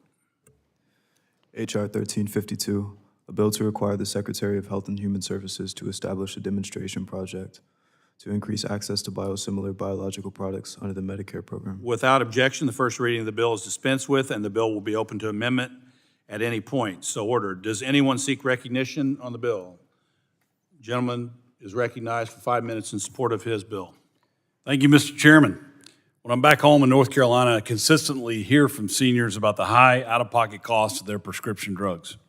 As a sponsor of H.R. 1352, the Increasing Access to Biosimilars Act, I appreciate my colleagues. I thank you for joining me in this effort to lower costs of prescription drugs for seniors through common sense solutions. This bill creates a new voluntary pilot program to evaluate the benefits of providing additional shared savings payments to providers of biosimilars under Medicare. Through a shared savings demonstration, providers will be encouraged to prescribe lower-cost biosimilars medicines, and savings will be guaranteed to the federal government. Biosimilar medicines hold enormous promise to significantly increase patient access to advanced treatments and reduce the cost of prescription drugs. And this bill encourages adoption of biosimilars in Medicare. With the Research Triangle Park right next door to my district, our state thrives on innovation.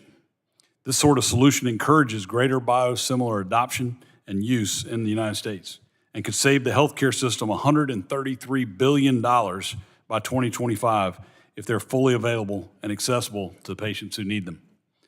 A bill that saves money and increases patient access and lowers patient costs should be a no-brainer. I look forward to seeing this bill become law and thank the chairman for bringing it through the committee today. With that, Mr. Chairman, I yield back. Gentleman yields back. Does anyone else seek recognize the ranking member of the full committee? Mr. Pallone, 5 minutes. Thank you, Mr. Chairman. Incentivizing the development and utilization of biosimilars is critical to driving down drug prices and reducing the high costs of specialty medications, particularly in the Medicare Part B program. So I'm pleased there is bipartisan support for ensuring we have a robust biosimilar marketplace, and that's why we passed into law an important policy that created a 5-year temporary payment increase for qualifying biosimilars in Medicare Part B, in which the Medicare program will pay the average sales price for a biosimilar plus 8% of the reference biological product's average sales price when the biosimilar is separately payable in physicians' offices. Now, by increasing the ASP add-on, physicians are more incentivized to prescribe the biosimilar over the reference biologic, driving down costs to the Medicare program and increasing access to lower-cost drugs. However, instead of extending this common-sense policy and building on the work underway, H.R. 1352 establishes a new nationwide demonstration project in the hopes of increasing access to biosimilars under Medicare Part B. But it would be years before the completion and final evaluation of the demonstration project, while beneficiaries in the Medicare program need greater access to biosimilars now. So I believe that we should be considering Representative Cardenas's legislation instead, and that's the Extending Biosimilar Eligibility Act. That bill would extend the temporary payment increase of ASP plus 8% for biosimilar products in Part B for an additional 5 years. And that is a common sense solution that achieves the bipartisan goal of growing and incentivizing a strong biosimilar market. And with that, Mr. Chairman, I yield back. Gentleman yields back. Anyone else seeking recognition on the bill? Yes, Mr. Cardenas, recognized for 5 minutes to speak on the bill. Thank you very much, Mr. Chairman. I move to strike the last word. Thank you. During my tenure in Congress, I've long supported access to biosimilars that will provide much-needed relief to patients trying to afford their prescriptions. These products have incredible potential to both provide lower-cost options to patients and introduce more competition into the market, ultimately lowering the price of the higher-cost reference products. In the past, I have led efforts to create new incentive programs to improve uptake of biosimilars. I'm glad that my colleague on the other side of the aisle shares this aim, even if it means he's willing to go to such great lengths to lead on the bill. But I also want to add that I think we could be doing much more. Because of this, I have introduced legislation to give even more biosimilars the opportunity to benefit from increased Medicare Part B payments through the ASP Plus 8 program. Specifically, my bill would extend the window of eligibility for a biosimilar to qualify for 5 years worth of pay increases at the average sales price of 8%, plus 8% level. By folding in more products to the program, we can grow the biosimilar market and ensure more patients are benefiting from these lower cost options.